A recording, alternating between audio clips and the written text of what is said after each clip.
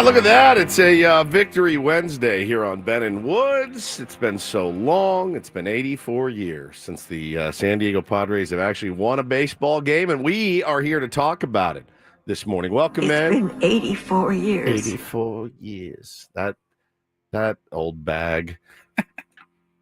She had the diamond the whole time. And she had plenty of room on that door. Plenty. There was plenty of room. She let that guy sink to the bottom of the sea.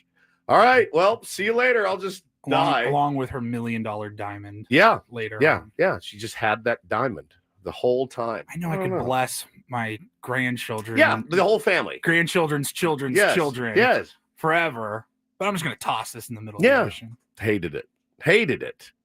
Good morning, everybody. Ben and Woods 97.3, The Fan. I'm Woodsy. That's Paul Reindl, the executive producer of the program. Good morning, Paulie. Hey, how are you? Doing great. Benjamin Higgins, your friendly neighborhood sports anchor, joins as well. Benjamin, how are you, my friend? I'm good. Good. I'm good. Always feel better after a win. Yes. Padres Such a relief. Padres needed that one. They did. Even though they would tell you that they weren't worried. Right. And they did many times. Last week. Mike Schultz. It's a good mantra. Players not worried. Still, I got the sense that they felt pretty happy that they got that win last night. Yeah, I was really happy too. What I did not want to happen was them fritter that one away, and it looked like they were in dire circumstances of maybe doing that until obviously Xander Bogaerts comes through, and we'll talk about all of that. It was a really, really nice game, man. The vibes in the chat are already high. It is weird, man. It is weird how this team is really kind of the pulse of the city. I mean, it really is how that's how it is, and that's how it's been for a while. And we're just going to enjoy the ride as best we can. How was everybody's evening yesterday? Paul, you had hoops. Had hoops. You had hoops. I had the early game, 6:15. So I was in the car in the bottom of the first, I think. Yeah. Yeah. So I didn't miss much. Good. Got the dub. That's just the most important thing. 20-plus point victories in a row. Feeling You guys good. are dominating. Vibes are good on the tier ones. On the tier one basketball team. The tier one baseball team has dropped 4 straight. And vibes are not great. Vibes are not great. Got to figure it out this weekend, perhaps. I'm going to the cage tomorrow. Are you? All right. Yeah. So, Paulie, we didn't talk about this on Monday. We had the debut of the torpedo bat on Sunday. Yeah. Today's Wednesday. We haven't taled about it yet. Well, need to hit the ball to let you know if it's good. If it actually works yet. It was 0 for 3 Ks. It happens. The guy was, we've seen that guy before. He hit us almost last time. He threw a 2-hitter against us last time. It's our buddy Kevin. Shout out, Ludat. I'll give you a shout out. You were good. He's beaten us twice. Shout out to Kevin. Okay, Kevin. Here's your shout out. No, he's a good dude. So the torpedo bat doesn't magically help you make contact. It just supposedly, if you do make contact, it's supposed to be better. I would have needed one of those like orange wiffle ball bats that are like super torpedoes. The Flintstone one, the ones where your kids swing it and they get excited. You're like, "Hey, relax. All right, let's not." It ain't that easy. That's not that easy, buddy. Okay, yeah. Bo had this blue one, this big blue one that he used to bat and get all excited. I'm like, buddy, come on. That thing is, and now, now he sees how hard it can be. Benjamin, how about your evening? Good. Went down to the clubhouse pregame, so got to see Mike Schilt. Talk to Schilty. Talk to Luis Arise and Jason Hayward upon their return to the roster yesterday. Wow. So you went back to Jason Hayward. I didn't have any weird questions to ask. Just about the game. Well, you've learned your lesson. Well, I figured I'll just let everybody else ask the question. Oh, you didn't ask anything. I'll just record them. Actually, for the answers. Counterpoint, can your bit, for as long as Jason Hayward is a Padre, be you only ask him weird questions, obscure non-baseball that'd be such a good bit. What would you have asked him? What could you have asked him yesterday? That was like in the news, perhaps. Hey, have you seen these Australian twins? They talk in Jason. unison. They talk like this at the same time. Pull out your phone, pull a Mark Grant show it to him. Conclave in the Vatican. Jason. Ask him about stuff like that and see what he responds. I just want the look, because he gave you a look that day when you asked him. We tell people if you can't stand there was another one to us, simply just switch off the radio.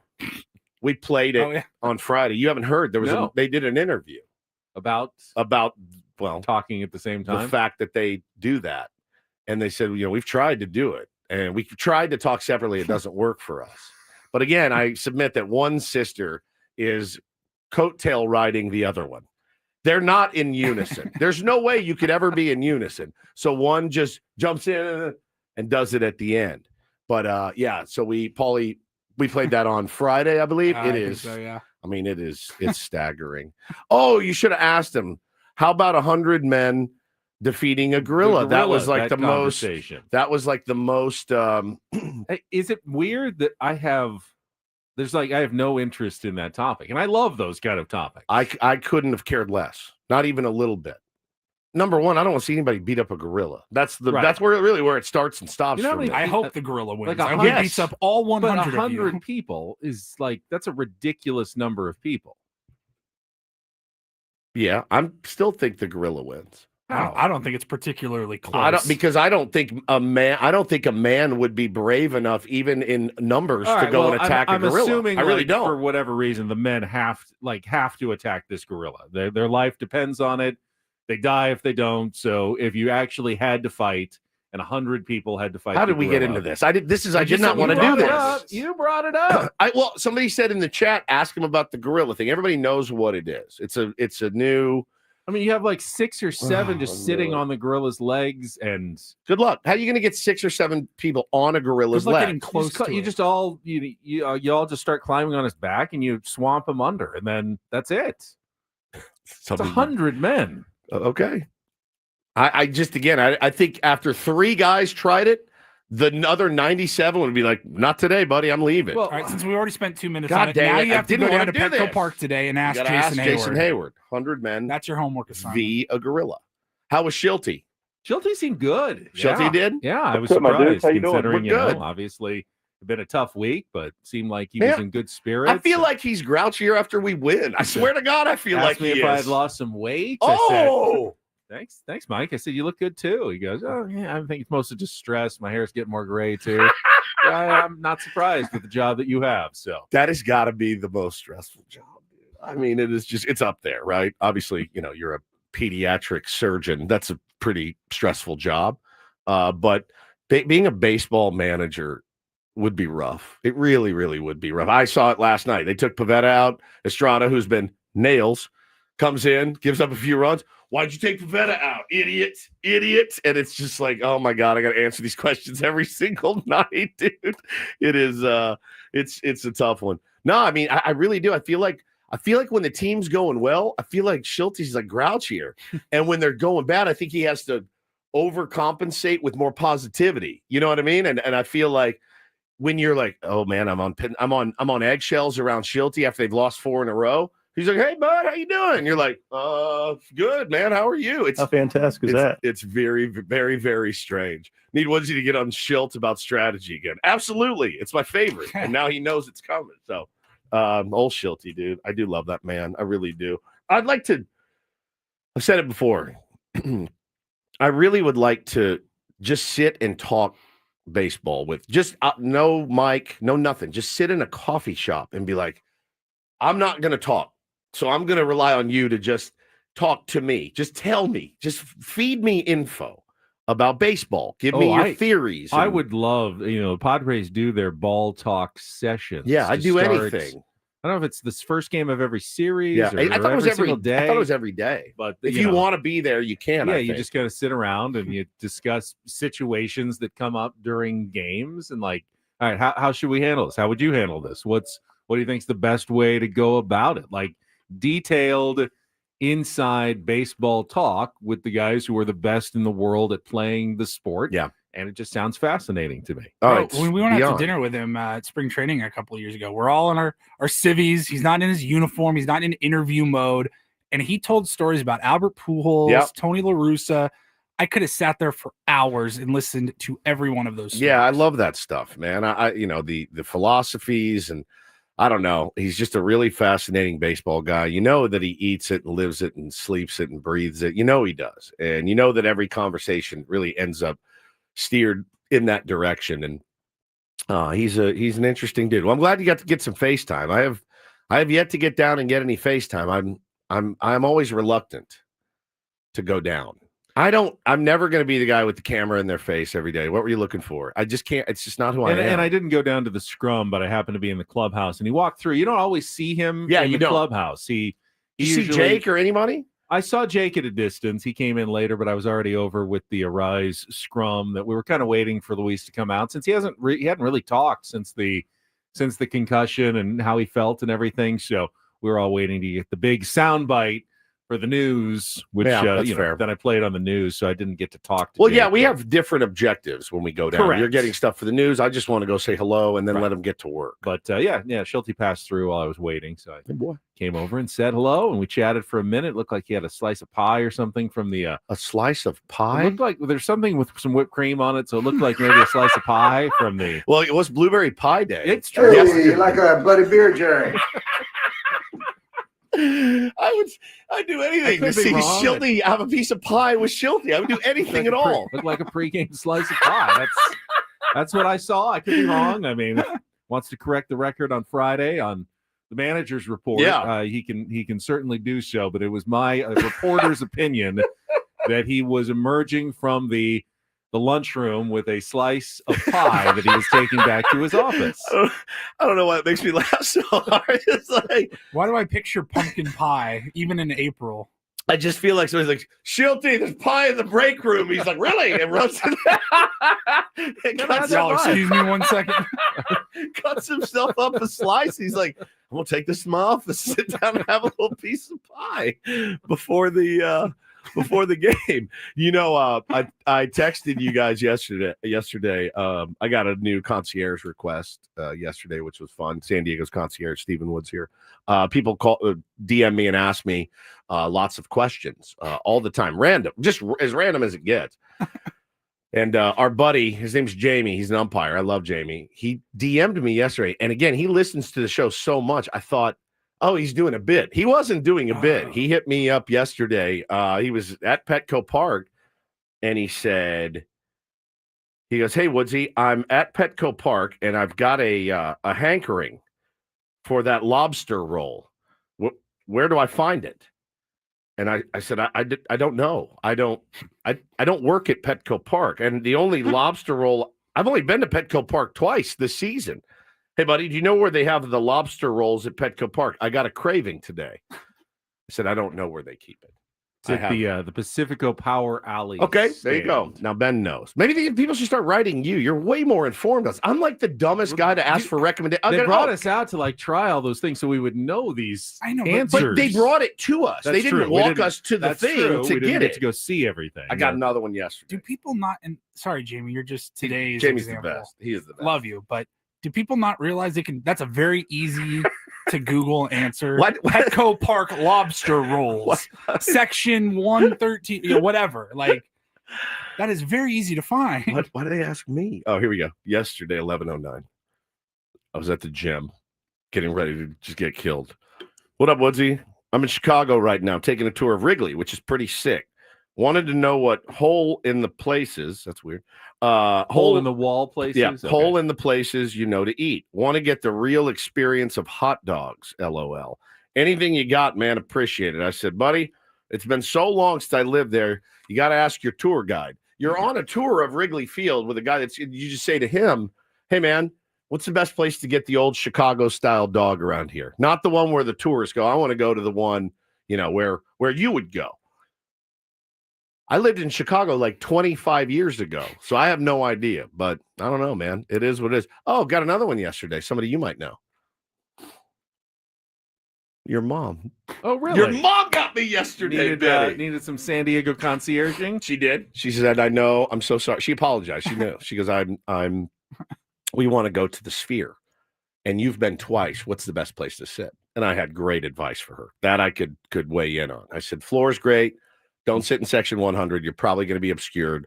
200 or 300. That's a fair question. It's a very fair question. I've been twice. You've been twice. Yeah. I don't know anybody else that's been more than once. Did she say what show they want to go to? She didn't. My guess is probably the Grateful Dead, knowing your parents.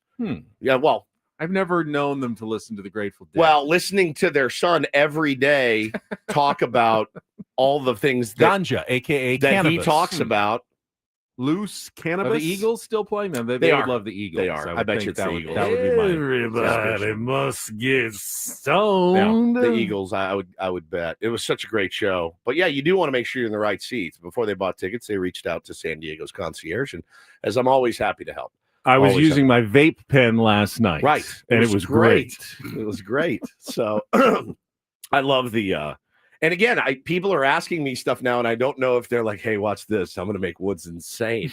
So I'm gonna keep asking because I keep saying it and I keep calling people out on the air and they keep asking. So I don't know, like, how do we turn this into just a really good bit? It makes me laugh every time. Oh, Every single time. The funny thing is, I don't really ask you for recommendations for anything. No. I'd prefer to research them on my own. Yeah, you're a big researcher. Yeah. And for me, I don't really like it. People come to town here and like, what's a great place to eat? I'm like, we eat at Chick-fil-A and Fish District like every day. Like, I don't ask him. He's a much better. If I'm coming to town and Ben Higgins lives there and I want to go on a golf trip with my buddies, this dude will literally script out an itinerary, eat breakfast here, eat lunch here, make sure you have dinner here, play this course.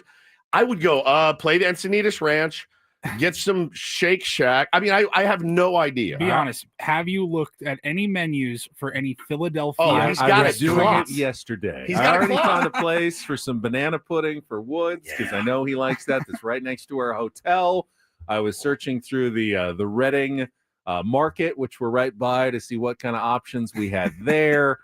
Oh, Are we set? Yeah. We're set up. Well, I mean, I'm not 100% set, but the research has started in earnest. And that's the best part is Paulie and we won't have to do anything. Nothing. Perfect. We're like, all right, where are we going to breakfast? Where are we going to lunch? Where are we going to dinner? I can't wait for that. Now, have you done Ben GPT? I like that. Woodsy's the concierge. Ben is Ben GPT. What ballpark food? Have you done that yet? I have not done Citizens Okay. Bank Park yet. That's that'll happen in the future. But Dominic nails it here. He says it's ironic that the guy who hates getting recommendations is the one getting constantly asked to give recommendations. It's true. It's true. Well, we got to take a break. It is our time to take a break. We've run long talking about all the fun things that we do. that's okay. We'll set the menu when we come back and then get into our Padres Wrap-Up of a win. The first one in a week for your San Diego Padres. Go through the 7-4 win over the San Francisco Giants last night. All coming up after Kelly's first check of traffic this morning. Happy Wednesday, everybody. It's Ben and Woods and Paul. He's actually part of the show, not a special guest on San Diego's #1 sports station, 97.3 The Fan.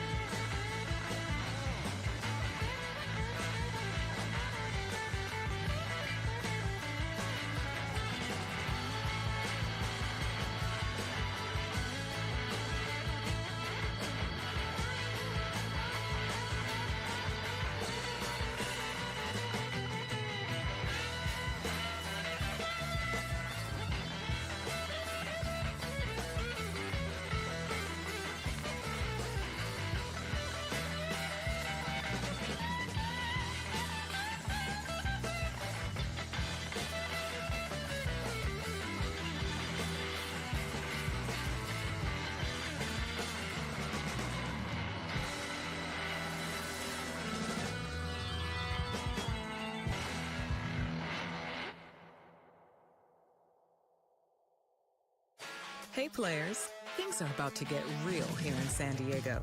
Introducing the all-new Jamul Casino Resort. With a 200-room hotel tower, exciting new eats and drinks, plenty of new places to play, and a luxe spa and salon. Hello, rooftop pool and deck. It's where players can play their hearts out and enjoy all the perks that come with it. It gets real this summer at the all-new Jamul Casino Resort, the players' place.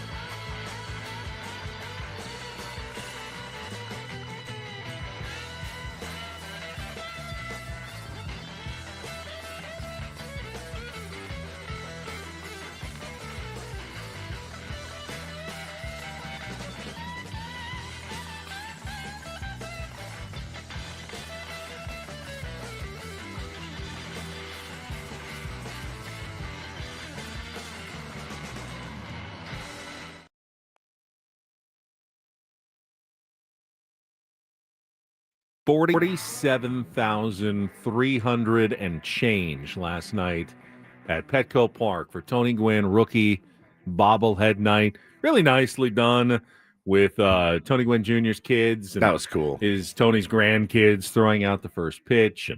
But Don and Mudd and Tony and Jesse did a really good job on the broadcast, bringing up lots of Tony Gwynn stories and memories. And, I thought Don, he didn't get to experience it the way Mudd did. Mudd was a teammate of Tony and broadcast during the latter part of Tony's career. But Don always says, I look at these numbers, and they're they're like amazing. Was he playing a different sport? And I enjoyed his wide-eyed amazement at Tony Gwynn's career with the San Diego Padres. Yeah, it looked really, really cool last night. The place was absolutely rocking. Of course, they, talked about, man, when they did that interview with Tony Gwynn, and he's talking about getting that knock, and Pete Rose walking up to him, shaking his hand and saying, hey, you going to try to pass my record tonight, kid? And the smile on his face, ear to ear, was so special. And then, of course, the video that they show when he gets the call.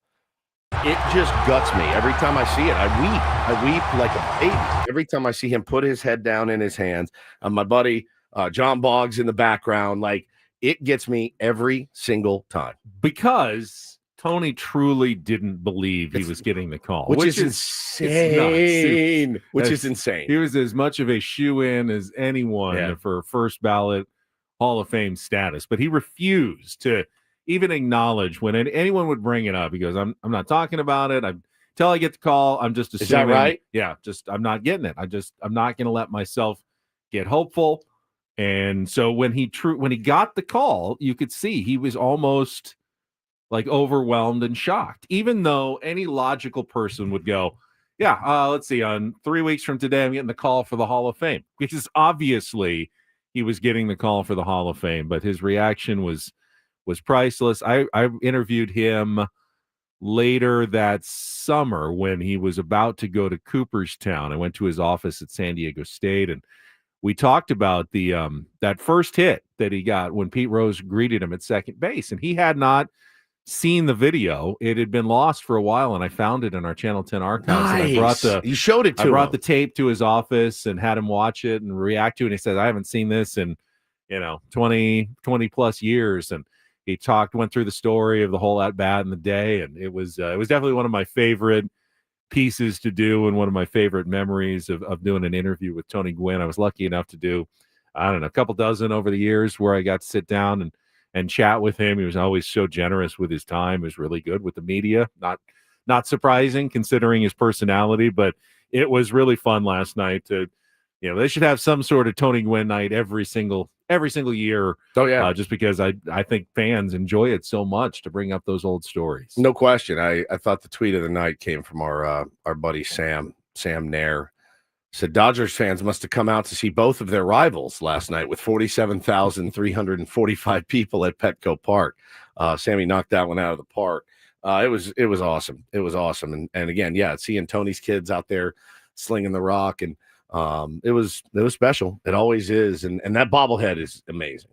We will admiring it at home. We will go through the game coming up in our next segment. Also, in the 7 o'clock hour, we'll get more specific. Did everyone see what happened in I think it was the 5th inning when Ruben Niebla came out with 2 outs and 2 strikes and talked to Nick Pivetta? And the speculation was that perhaps the Giants, with a runner on second, were stealing signs. Now, Pivetta struck out the next batter, flipped around, said something to it. Was it Andrew Bailey out at second base? We have what Nick Pivetta said after the game, so we'll play you some of the post-game audio from Nick Pivetta about that incident and the rest of the game coming up in our 7 o'clock hour. We'll have our regular features like Don't Do This, Take on Woods. It is a Big League Wednesday, and it is a bi-weekly Wednesday, which means Bret Boone will join us coming up at 8:35 this morning, our Odyssey Insider, to talk a little more Major League Baseball as well. Reindl Report in the 9 o'clock hour. And we got some more boxing tickets to give away as well. Stay tuned for your chance to win for the bout at Pechanga Arena on May 10th. It's all coming up, but I want to get to our Padres Wrap-Up highlights with Jesse, Tony, and more coming up next with Ben and Woods on San Diego's #1 sports station, 97.3 The Fan. It's not the smoothest of transitions, but I'll tell you about Eco Water anyway because I love it. Got my big jug of Eco Water as I always do. We've got the unit in our home. And it's been brilliant, man, since we've had it. Everybody loves it. The kids love it. The wife loves it. Makes your old pal Woodsy look like a hero when I got that put in the house. It's the best bottled quality water you can have. They're reverse osmosis system. You could drink it right out of the tap. You could drink it right out of the shower if you want. Our skin feels better. Our coffee tastes better. And again, the pets, it's better for everyone. Our kids bathe in better water, and you can certainly taste the difference. Clean water deserves clean air as well. Eco Water SoCal has state-of-the-art air purification, removes 99.99% of pollutants. So now we've got pure water, fresh air, and a happy family. All thanks to Eco Water SoCal. Get a free in-home water test today. I will submit to you. When they do the water test, you will be blown away. You will be very surprised at what you find in your water. So call them today, 760-350-3338. Try the Soft Life and alkaline water now for just $9.95 a month. You can also visit ecowatersocal.com. Let them know Woodsy sent you. Not everything in life should be hard, especially your water. Keeping it soft since 1925.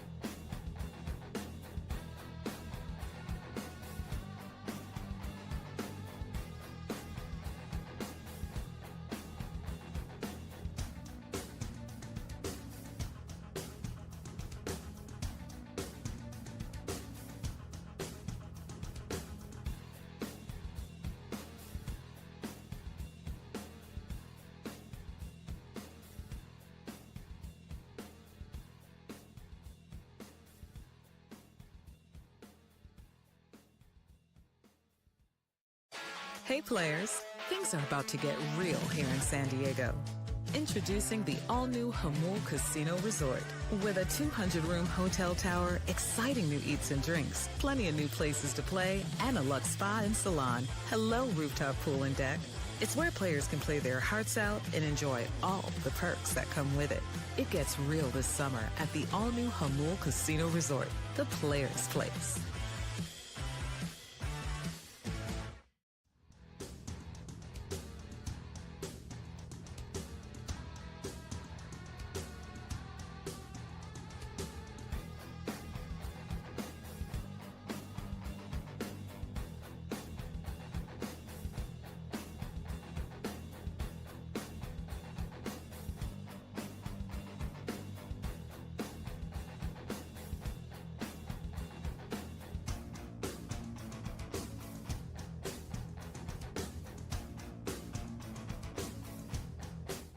For the Jackals are going to pick you alive, Benny. It's fine. It's Patrick Bailey, not Andrew Bailey. That was on second base. It's just unbelievable. Andrew Bailey is the Red Sox pitching coach. Yeah, I love him. I have a huge man crush on him. Huge. He's fantastic. In the clubhouse. So good, man. So good. I just want to hang out with him. Have him teach me about pitching. So the Padres obviously got Luis Arraez and Jason Hayward back yesterday. They won the game. Going to be very easy for us to make that the correlation, the straight line correlation. Absolutely. Hey, get healthy, and I think there is something to that. Luis Arraez had a single and a sacrifice fly. Jason Hayward doubled and scored a run, I believe. So they did contribute, obviously, to the win. But really, it was Xander Bogaerts coming through twice in that game that was the big key. Xander did not spend any time on the injured list. He's been around the whole time. Does that, does it make a difference to have those guys back? Absolutely it does. But, the most important thing for the Padres is to get production from their top players. And yesterday, for really the first time all season, it was Xander who came through for the San Diego Padres. And we will talk about Xander's big night, hopefully getting some of that pressure off that had started to build with a really rough stretch for Xander Bogaerts. And we'll talk about it all after the highlights coming up following our check of traffic here on 97.3 The Fan. From the 855 Get Ross Traffic Center, protecting San Diego after accidents or injury, here's Kelly Danek. Traffic is sponsored by Islands Restaurants. Starting to heat up on the roads a bit. Got this accident involving a car and a big rig. West 8 to the northbound 67 connector. It's over the right shoulder. And heading out of town on the coastline, northbound 5 before Basilone. Two-car collision over to the right shoulder. Ready for a delicious escape? The new Islands Restaurant's $10 protein bowls are your ticket, packed with over 40 grams of protein and stacked with fresh ingredients. They're only here for a limited time, so enjoy one today. Visit islandsrestaurants.com. I'm Kelly Danek with Ben & Woods, San Diego's #1 sports station, 97.3 The Fan. I love winning, man. I love winning. You know what I'm saying? It's like better than losing. Miss any of the Padres win yesterday? Ben and Woods didn't. Yeah, absolutely. We've got you covered with all of the highlights. Oh, yes. It's the Padres Wrap-Up. Brought to you by Hamul Casino Resort. Things are about to get real with the all-new Hamul Casino Resort with gorgeous rooms and exciting new eats and drinks. It gets real this summer at Hamul Casino Resort, the players' place. I want to go fast, but I want to go slow, and I want to go deep. As he rolls this one slowly off the mound into center, and a base hit. Machado around third on his way. The throw will go to third base. Sheets is safe. Machado scores, and Xander into second behind the play. His first RBI in 21 days. As Iglesias shoots one into right field, that's down in a base hit. Sheets has scored. Bogaerts on his way. Jose Iglesias a 2-run single. And the Padres a 3-0 lead. Here's a 1-0. Adames swings, sends it in the air, high and deep to right center field. Long run for Wade and Fernando at the wall. It's going to go. Tatis jumped up, gave it a great shot. But Adames hits his second as a Giant. And they are on the board here in the fourth inning. It's 3-1.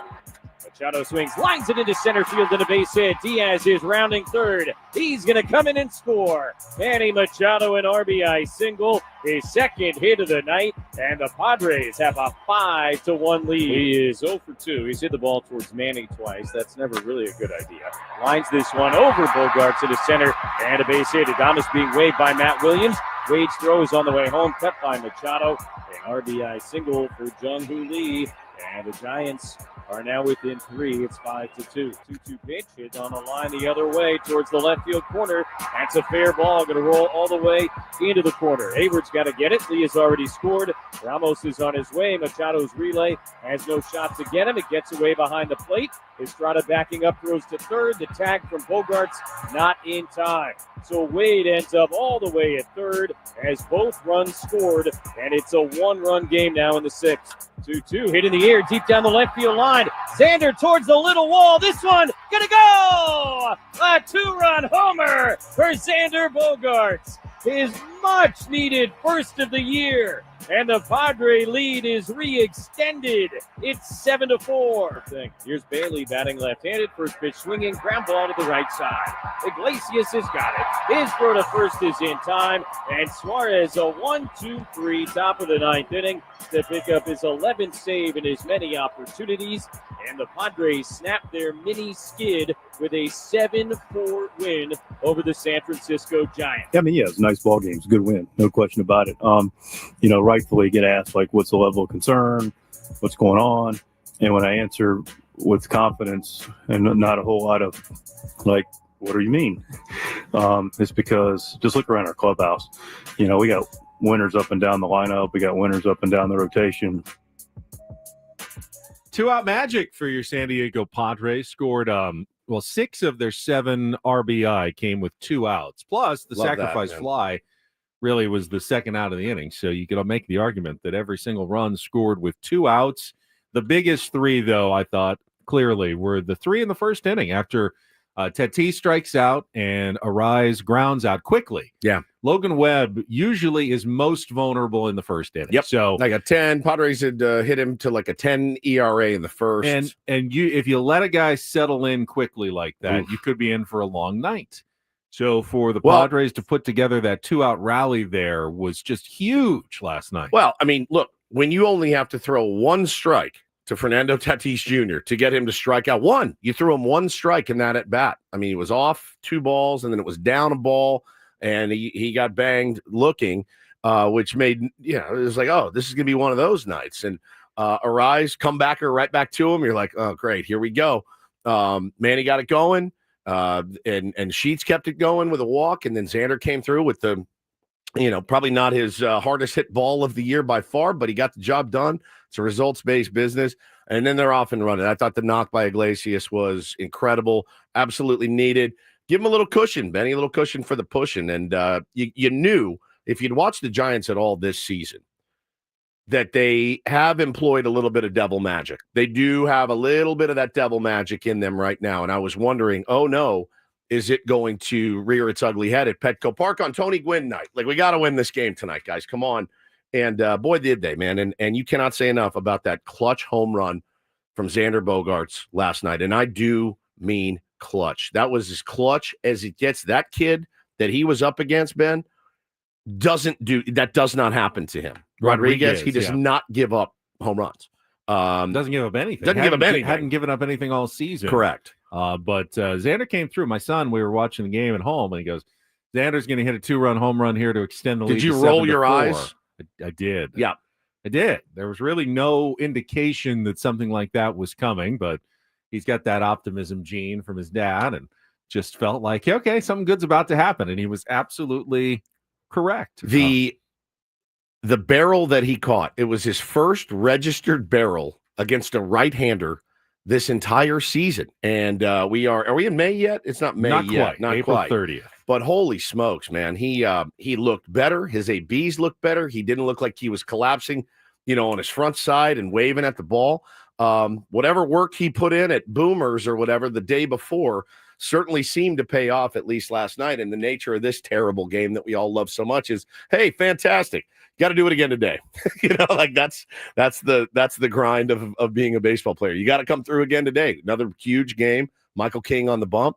You're feeling pretty good about it, but got to do it again. I did find it very poetic that you moved Xander out of the 2 and out of the 4, and you put him in the 5, and it immediately comes to him in the first inning with a chance to do some damage, and he does. Was very happy for him. We need him. We can't win a World Series without him. We can't. It's not going to be possible to win a World Series without Xander Bogaerts performing. It's just not. So I'm obviously everyone's rooting for that. I would qualify that. And what's your definition of performing? He does not have to be. No, he does not have to be an MVP candidate for the Padres to win a World Series. Absolutely not. But he cannot go into, he can't have 47, an OPS of 74, an OPS plus a 74. He can't. He's got to be in that 90-100 range, man. He has to be. Well, I'd like to see him in the 110 sure. to 120 well, range.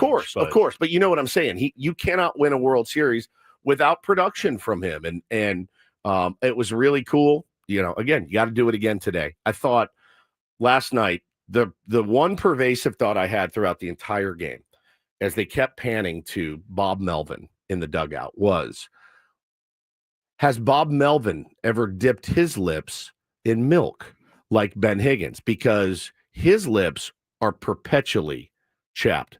I wasn't thinking about the game. All I thought about yesterday, the entire day, was you dipping your lips in milk to soothe them. I didn't do that again last night. You did not? No. What did you do last chapstick, night? Just more chapstick.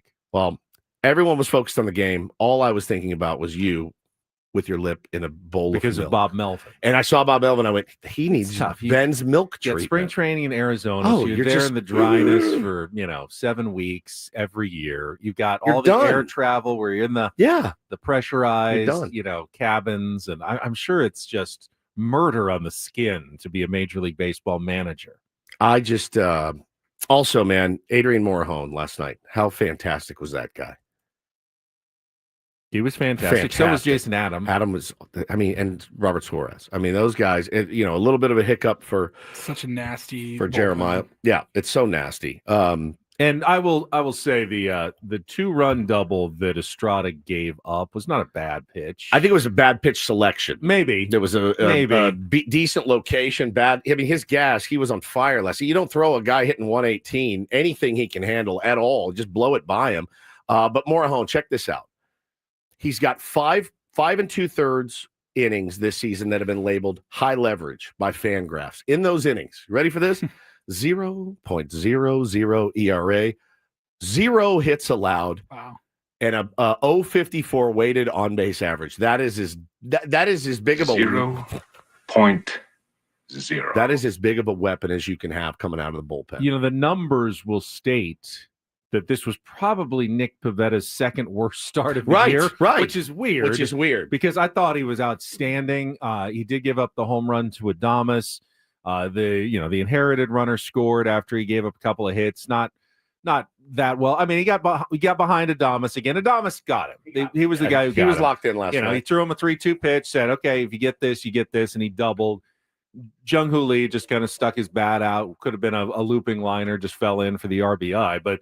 9 strikeouts, 5 1/3 innings. He was once again ace-like for the San Diego Padres, and he has really been the pickup of the offseason. Correct. Just completely different starting rotation with Nick Pivetta versus what the Padres thought they had going into spring training. If you just had Randy Vasquez and Kyle Hart and Omar Cruz as your 3, 4, 5, as opposed to Nick Pivetta, Randy Vasquez, Johnny and Brito working his way in there somehow. And, now Kyle Hart, they can skip him over a little bit. It's a huge difference maker. And now that we're over a full month into the season, to have 5 pitchers come into the game that now have ERAs of 1.78, 1.88, 1.84, 0.56, and 0.69. You don't see that very often from all those guys on a staff. And guess what? Padres have a few more they could bring in. They really do. With low ERAs as well that were not used in the game. That is how good the Padres pitching has been so far this year. And they needed it because the Giants just based on my now initial impression, are a good team. They are. They're a dangerous team. I don't think they've even hit their full potential. You know, Adames kind of has gotten off to a Very slow start. He heats up. You know, Chapman heats up a little bit. Neither of those guys have really done a ton for the Giants so far.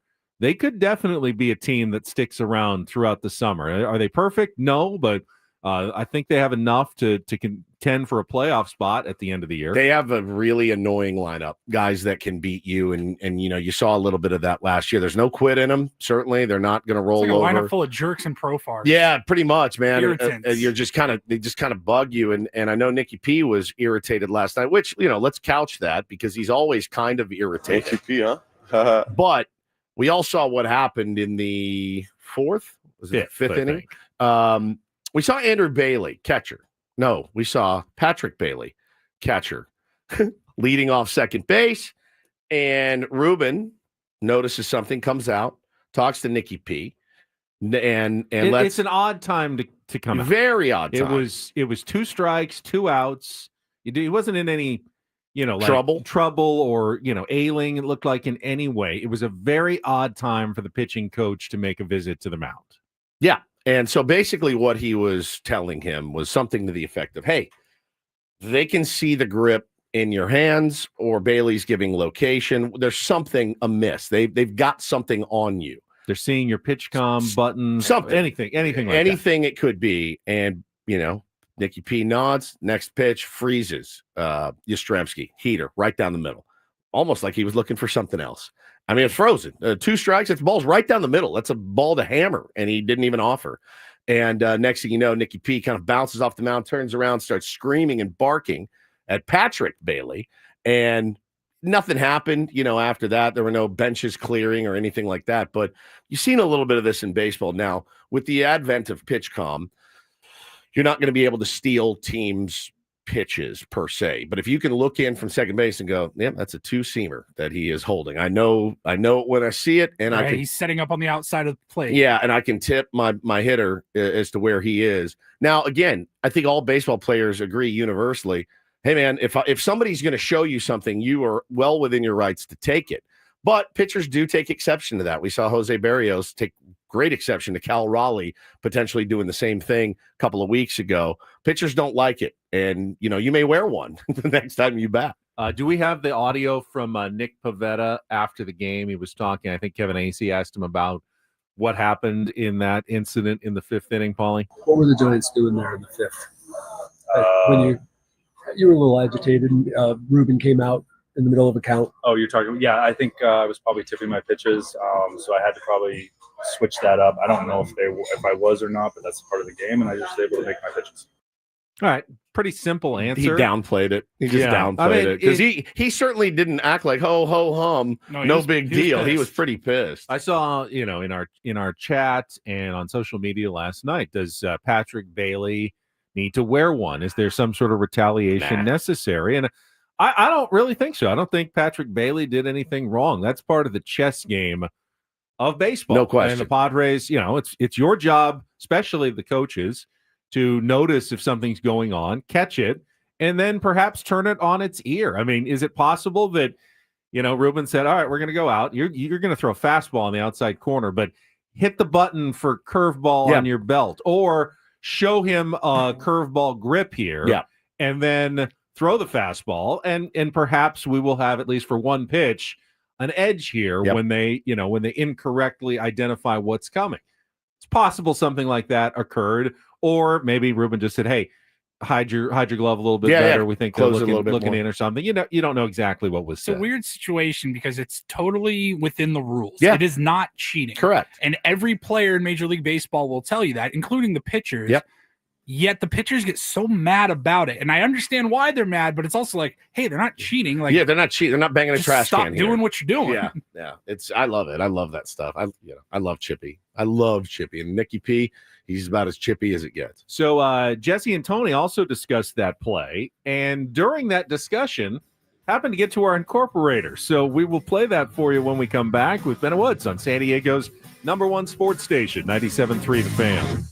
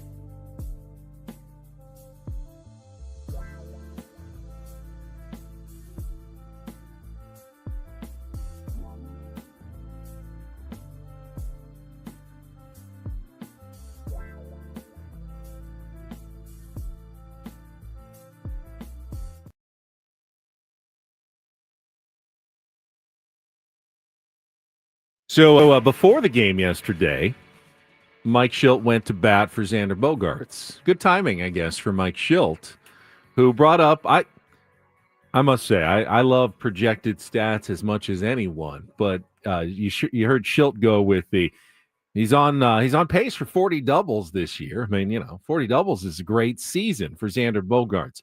I don't think anyone really can realistically argue that Xander Bogaerts has gotten off to a really good start this season. Even Xander would, I think, in an honest moment say, yeah, he's disappointed with his start. Now, mathematically, some promising moments, I think. Yeah, so and he does balls have hard early. Does have some doubles, and if he gets 40 doubles, certainly 40 doubles is great. But most people who have 40 doubles in a season also hit 15, 20 homers to make it a truly great season. I think the fact that Xander had not hit a home run all year long was pretty concerning. And after a whole month of not getting one. Now,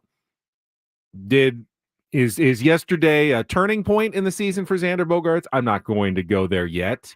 He came through, connected with the barrel, times, as Mud likes to say, had his bat sped up a little bit on an off-speed pitch, hit it 350 feet. It's not always going to go out of the yard when you hit one 350 feet, but put it in the right spot and certainly needed it yesterday. And hopefully it's the start of a nice run for Xander, who has had plenty of them since he's been a member of the San Diego Padres. They just tend to, not be long enough. And he's had longer stretches where he struggled during his 2.5-year tenure here. Yeah. Again, it's a cruel business in that, you got to do it again today. You got to come through, and you got to come through again in Pittsburgh. And then guess what? You got to come through again in New York. And then you got to come through again in Colorado. And that's the nature of the business. That's why you make $25 million plus per year, because you have to produce. It's never personal. I think there are guys that you look at, and we haven't talked about it yet, but with the guys coming back yesterday, Yuli Gurriel's been DFA'd, and I think, you don't want to cheer somebody losing their job, right, at the end of the day, but Yuli Gurriel's had a nice long career. He's going to make $1 million for the rest of this season to do nothing. I don't know that he's going to get another opportunity in baseball. I don't know that I don't know that it was a great fit from the get-go. But it is what it is. He's no longer going to be here. And I think with a case like that, Benny, that was a guy I was not super bummed to see him off the San Diego Padres. I didn't like the signing from the get-go. I don't know anybody really that did. I didn't like the Yu Darvish connection. That was really, really weird and had to be kind of smoothed over. And so, hey, man, at this point, good luck to you. And, we'll see what else we have coming up the pike with guys getting healthy. You can't have a DH hitting 111. You just can't. It doesn't work. So he's out.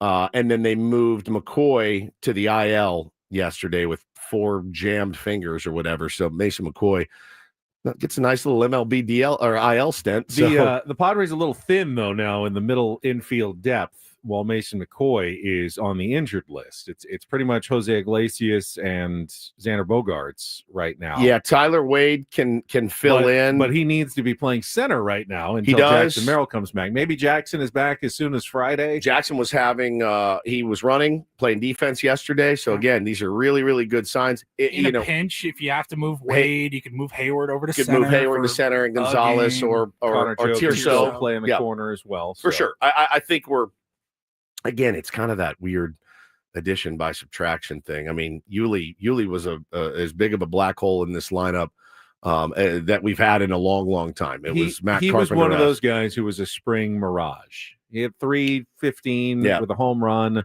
looked pretty decent during spring training. And it's hard to say just goodbye to a guy like that. Once you made the decision to bring him in on a minor league. Is it? No. I mean, at the end of spring training. Oh, yeah. You brought him in on a minor league deal and say, hey, see if you got anything. And then he goes, okay, I'll hit 320 in spring with a home run, and I'll look pretty good. And the right thing to do at that point probably would have been to still say, you're 40, you haven't done it in a couple of years. I don't really believe in those numbers. Those are Cactus League numbers. Probably should have just said goodbye then, saved yourself $1 million, and had an extra roster spot. You could have lost Tyler Wade by keeping Yuli Gurriel. You really could have. You luckily you were able to keep him because he stayed in the organization and was not claimed, then the season starts and Yuli Gurriel does what he had really done the last couple of years. Didn't hit against major league pitching on the big league level, and you had to make the decision, I think a fairly easy decision at this point, to let him go. And I don't think you're going to regret that in the end. I don't think so either. I don't think somebody's picking him up and he's going to go on a tear.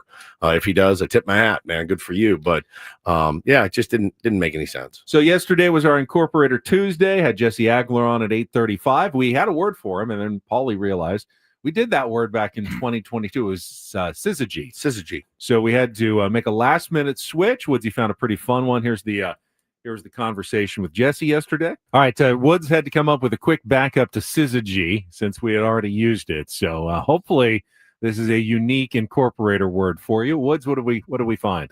Ken Speckle. Ken Speckle. Ken, like Kenneth. Ken Speckle. It's one word. Ken Speckle. It's an adjective, and it means conspicuous. And here's I'll use it in a sentence. Easily recognizable. Yeah. With its towering spires piercing the sky, the Ken Speckle landmark could be seen from miles away. All right, so Ken Speckle was the word. Now, I'm assuming because, as Paulie mentioned, this was during a discussion of the Nick Pivetta, Patrick Bailey sign, either stealing or tipping conversation. This happened in the 6th inning right after it? Bottom of the 5th. Bottom of the 5th, right after the top of the 5th. Correct. And so we go to the bottom of the 5th, and they were talking about what all happened there at the end of that inning. Ground ball to the right side. Wade handles the big hop. Underhand flip to Webb just in time to get Sheets. And one out in the bottom of the 5th inning. And the Giants catcher, Patrick Bailey, was on second base, and it appeared perhaps he was trying to communicate something to his hitter. And we couldn't figure out what the agitation was all about as it pertained to Pivetta, but after the 2-2 pitch, he came in, he struck Yastrzemski out looking, and he immediately turned to second base where Bailey was, almost kind of talking to him a little bit. That to me is a sign that he may have thought that Bailey was trying to relay signs. Bogarts lines one to first, caught by Wade. A sharp out number 2 here in the bottom of the 5th inning. And it was kind of a Ken Speckle display by Patrick Bailey. You got to be a little bit more subtle about that, I think, if you're going to do it and not draw the ire of the other team. I love that so much, because that right there tells you that Jesse doesn't just spend a couple of hours during his morning figuring out how he's going to work it in. There was no way of knowing that anything like that situation is going to happen in that game. Yeah, I loved it. And he just says, oh, this is a good opportunity. That was true incorporating. Right yes. There. Yeah, incorporated that was true incorporation of a word in a way that we think at least made sense. Not that any of us uses Ken Speckle in normal conversation. I will now. He actually incorporated a correct usage. Yeah, it's kind of a Ken Speckle display by Patrick Bailey. It's amazing. It's funny, man. My 7-year-old asked me, we're sitting on the couch the other day watching baseball, and he said, Dad, does sticky stuff really work? Like you hear about, because he always sees them check. What are they looking for? Oh, they're looking for sticky stuff on your hands for pitchers. He goes, does that work? I go, oh, yeah. And he goes, how does it work? And I said, well, it helps increase. If you're spinning the ball, you get a better grip on it. You can spin it more. And he goes, how do hitters cheat? And I go, other than like PEDs and stuff, I said, maybe you could, this is 3 days ago, right? This is during the weekend. And I said, maybe you could steal the signs of the catcher. And I kind of went through how in he's going to be playing, big kid pitch here pretty soon. And I said, if you're on second base, Bo, and the kid behind the plate is just throwing down a 1 and you see the guy throw a fastball, you're well within your rights to let your teammates know fastball is coming without being an idiot about it, right? Without holding up a big number 1, without fastball, like whatever. I said, but if they're not going to hide it, take it. And if you're on first base and you can see the catcher signs, you see him throw down a 2. That's a good pitch to steal on. It's a breaking ball. Gives you a little bit of extra time. Maybe the catcher's going to box it, whatever. And I said, you're well within your rights there. I said, that's not cheating. I said, the one way that hitters can cheat too is, I said, don't be this kid that walks up and starts looking back at the catcher to see if he can pick up the signs. I said, that's pretty lame, and that'll get you dotted. You will get dotted for that in a heartbeat. And I will defend the pitcher if my son's up there looking back between the catcher's legs. I said, but yeah, it's much harder for hitters. It really is. Like, So take every advantage and every edge you can get. I mean, he's 7 and he's so fascinated by this stuff. You can cork your bat. Not a metal. You would never want to cork a metal bat. That's a good point. I don't think. But on the big league level, that would be a way that hitters cheat. Yeah. In the game. Yep. Torpedo bats are a little more of the those are they're legal. They've They've been ruled legal, so that's not cheating. Yeah, it was interesting that this all happened last night after the convo that we've had. And man, I think a couple things can be true. Patrick Bailey needs to be, look what you've done to me. Patrick Bailey needs to be a little bit more Patrick needs to be a little more subtle about it. Just like tapping the top of his head, pulling his shirt, leaning, like be a little more covert. And then you can fastball. And then you can then you can keep it going. If you're just banging your head, I mean, you know what I mean? Whatever he did tipped off the Padres that he was doing something. Correct. So it's that cat and mouse game part of baseball. It behooves you, if you feel like you have something, to not make any wild gesticulations about what you have. You never want to let them know you know their tell.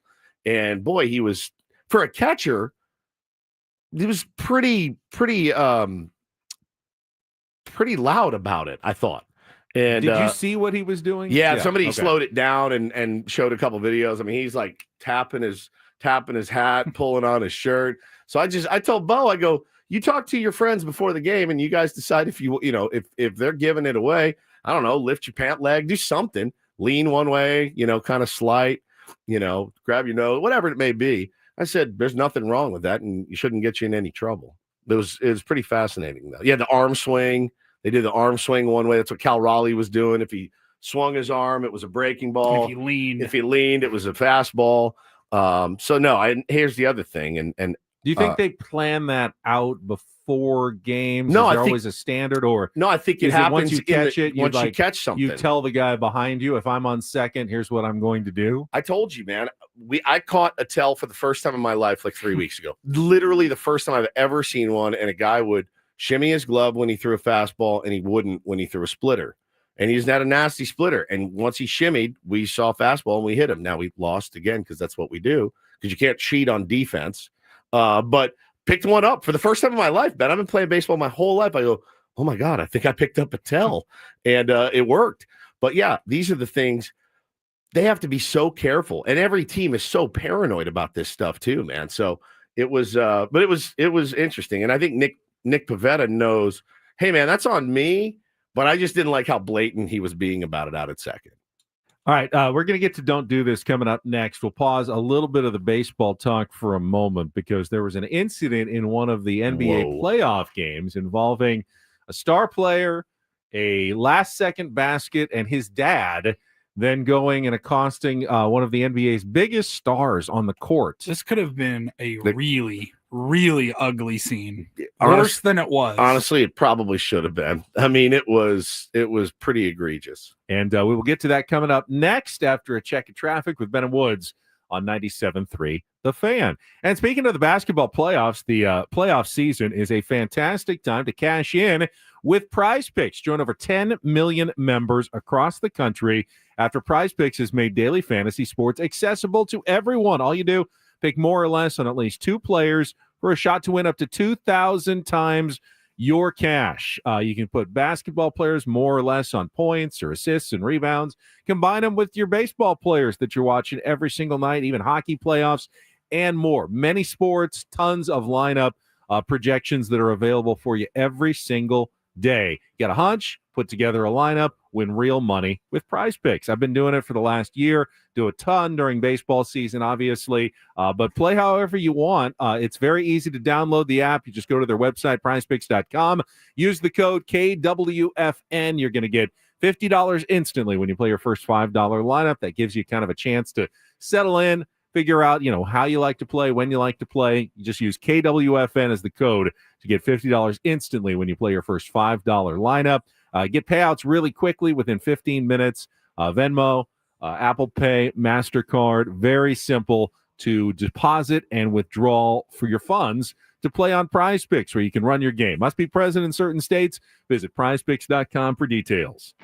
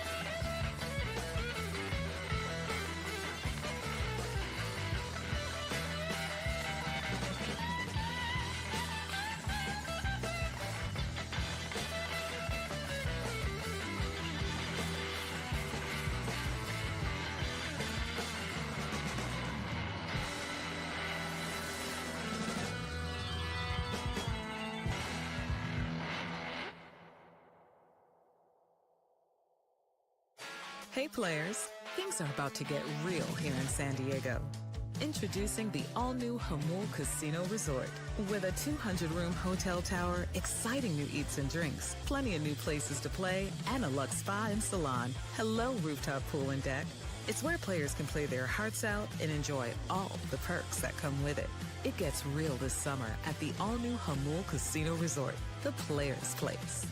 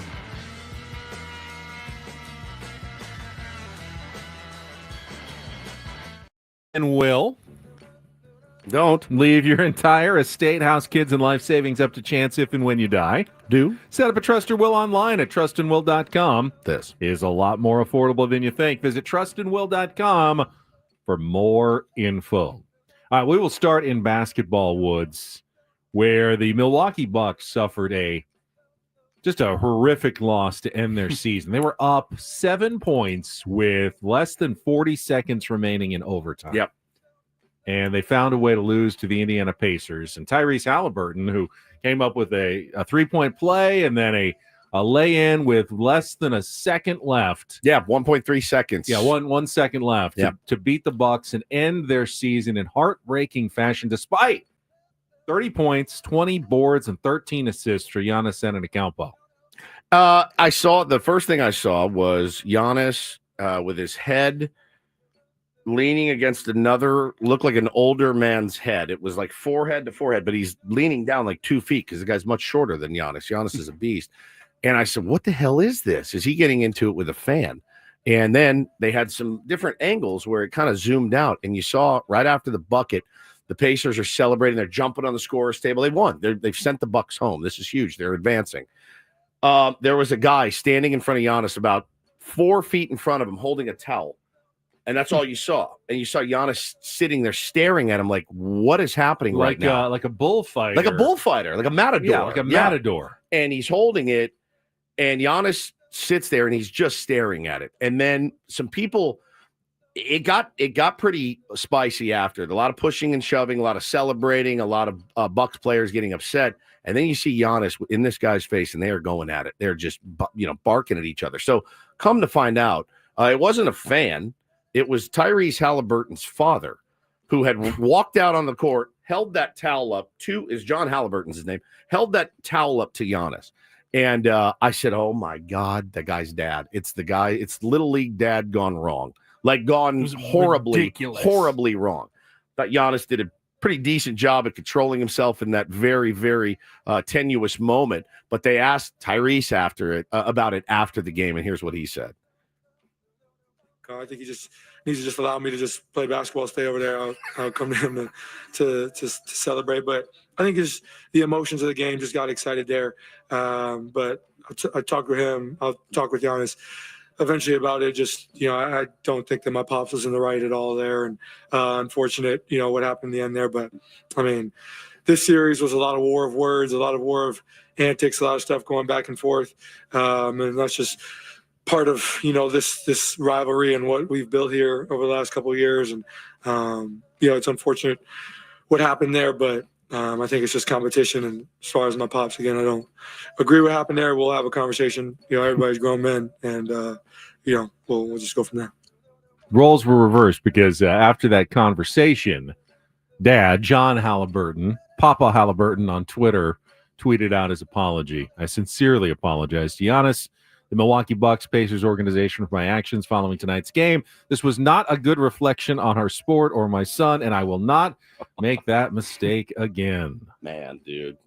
Yeah, Pops, I would say caught up is probably the right word. Got caught up in the emotions. He's proud of his son, dropped the game winner. It's a good feeling. Maybe you celebrate privately and not get in the face of the gentle giant. I guess I don't know if it's right to assume or not, but you assume Giannis may have known that was his dad. Like they've seen him. He said at first he thought it was a fan. He said, and then he realized, oh, that's John Halliburton. I mean, bro, that looked like Malice at the Palace, like how it started. You're absolutely right. It could have absolutely spiraled. Fan, let's be honest, even though he's his dad, he's a fan. He is not an employee of the team. He is not on the payroll. He's a fan. He's a fan. And if you see a fan on the court, anybody got a problem if it got Giannis physical? Drops the guy? Oh, my God. Dude, he's lucky he didn't get his ass kicked. He really is. He really is. Taking some slings for how I pronounced Tenacampo. You're having a rough day. I don't know. I mean, I've never really figured out. Antetokounmpo, isn't it? Antetokounmpo. Look it up, Paul.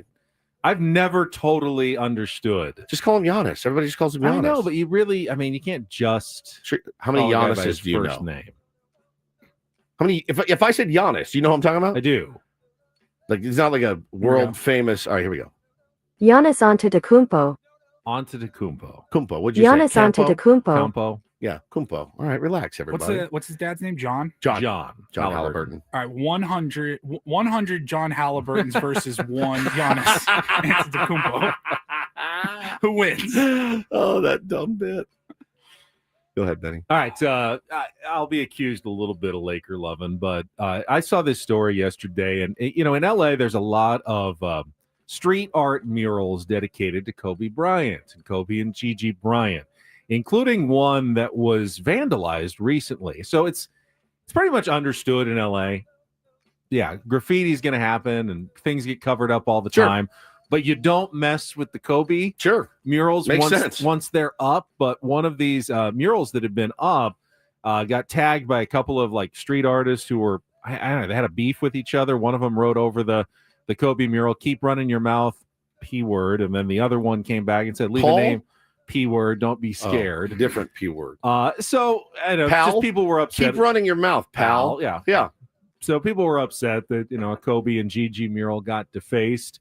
The nice ending to the story, though, they were starting a GoFundMe to try to get it restored back to its original status. And Luka Doncic stepped in and funded the entire thing, over $5,000, to make sure that they could fix that mural up nicely. But it's just don't touch the Kobe murals, they say. Yeah, there's I guess some things are sacred, right? Yeah. And their season could end tonight, the Lakers. God willing. Yeah. I know. God willing. Probably will. Kings are one loss away from dropping their series as well. Could be rough times. Could it be a tough year in LA sports? 2025, the year of disappointment in Los Angeles. I hope so. The Dodgers are they're still. I mean, they're in first place. Yeah, but they certainly have had some rough injury news in their pitching staff. They have first month of the season. They have it may we'll see. It's a long season. They're a seasoned team. They know how to win. Just won a World Series, so. We'll see how that shakes out. But yeah, Lakers and Kings on the verge at this point. I will wrap us up with do this. DD mega doo-doo. I thought it was Photoshop. I thought it was AI. I thought it was altered. There was a play that happened last night in Major League Baseball. The Red Sox were in Toronto taking on the Blue Jays. Red Sox are rolling right along 7-2 in the fourth inning, and Jarren Duran, who had already hit a homer, hits a missile to dead center field. Now, Dalton Varsho is out there. Dalton Varsho is a Gold Glove winner, but Dalton Varsho was up against it. There's no way he makes this catch because as he ran back to the warning track, he slipped and fell. And his kind of started turning maybe the wrong way and then tried to correct himself and just went down in a heap. He went down in a heap. And the problem is he wasn't falling backwards with the ball coming toward him. He was falling toward the wall, and the ball is still careening over his head. Somehow, this man figures out a way to do like an army military roll, get up on his knees, glance back over his left shoulder at the time where the ball is bearing down on him and sticks his glove out and makes the catch. It honestly was – I'm trying to think. Gary Matthews Jr. catch was better. Jim Edmonds is really good. This was so – and now he put himself in that bad position by tripping and falling. It wasn't like he – but it was a spectacular catch. Paulie, do you have the call? Here's what it sounded like on the Blue Jays. Oh, my God. I couldn't believe this thing. 1-0. Swing and a deep drive center field. Going back, Varsho slips on the warning track and makes the catch. Good Lord, Dalton Varsho somersaulted onto the track, turned around, and backhanded it to take extra bases away from Jarren Duran. I have never seen that before in my entire life. How do you even describe that catch? It's so hard. Cow. Dalton Varsho tripped on his feet, rolled over on the warning track, had to look behind him over his left shoulder to make the play.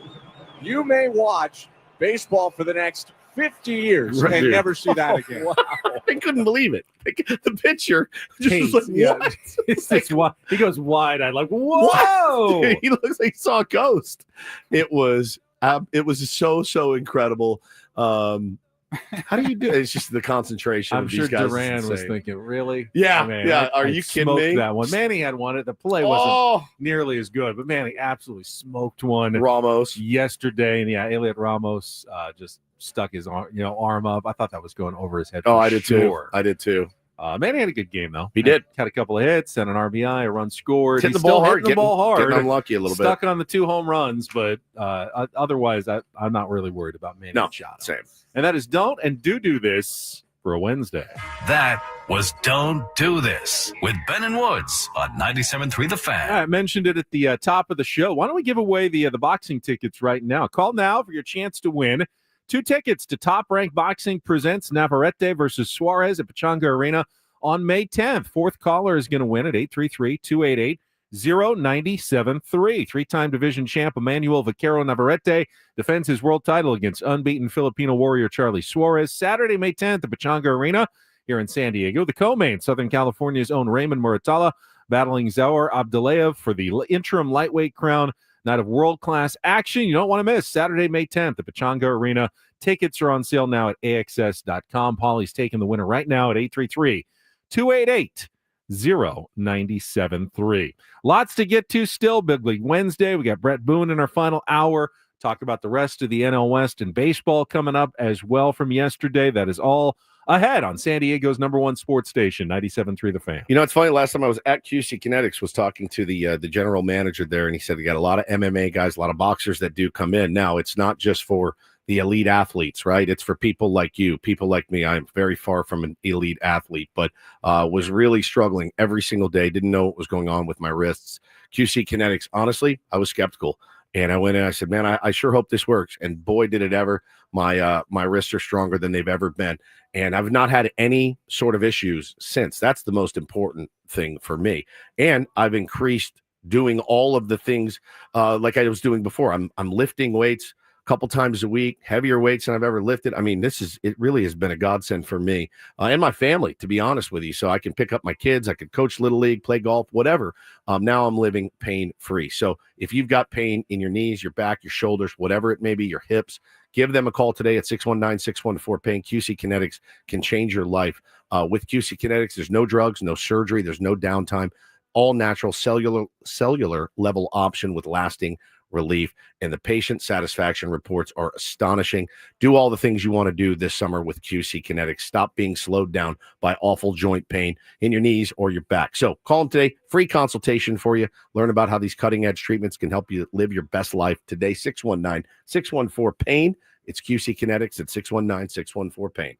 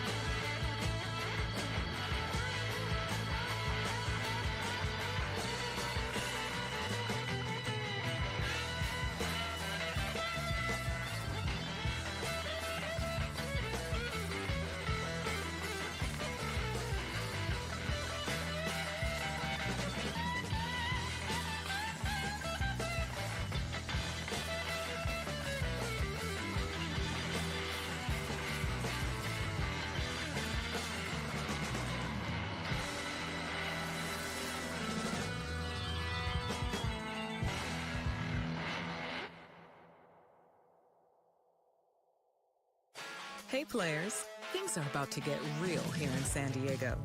Introducing the all-new Hamul Casino Resort. With a 200-room hotel tower, exciting new eats and drinks, plenty of new places to play, and a luxe spa and salon. Hello, rooftop pool and deck. It's where players can play their hearts out and enjoy all the perks that come with it. It gets real this summer at the all-new Hamul Casino Resort, the players' place.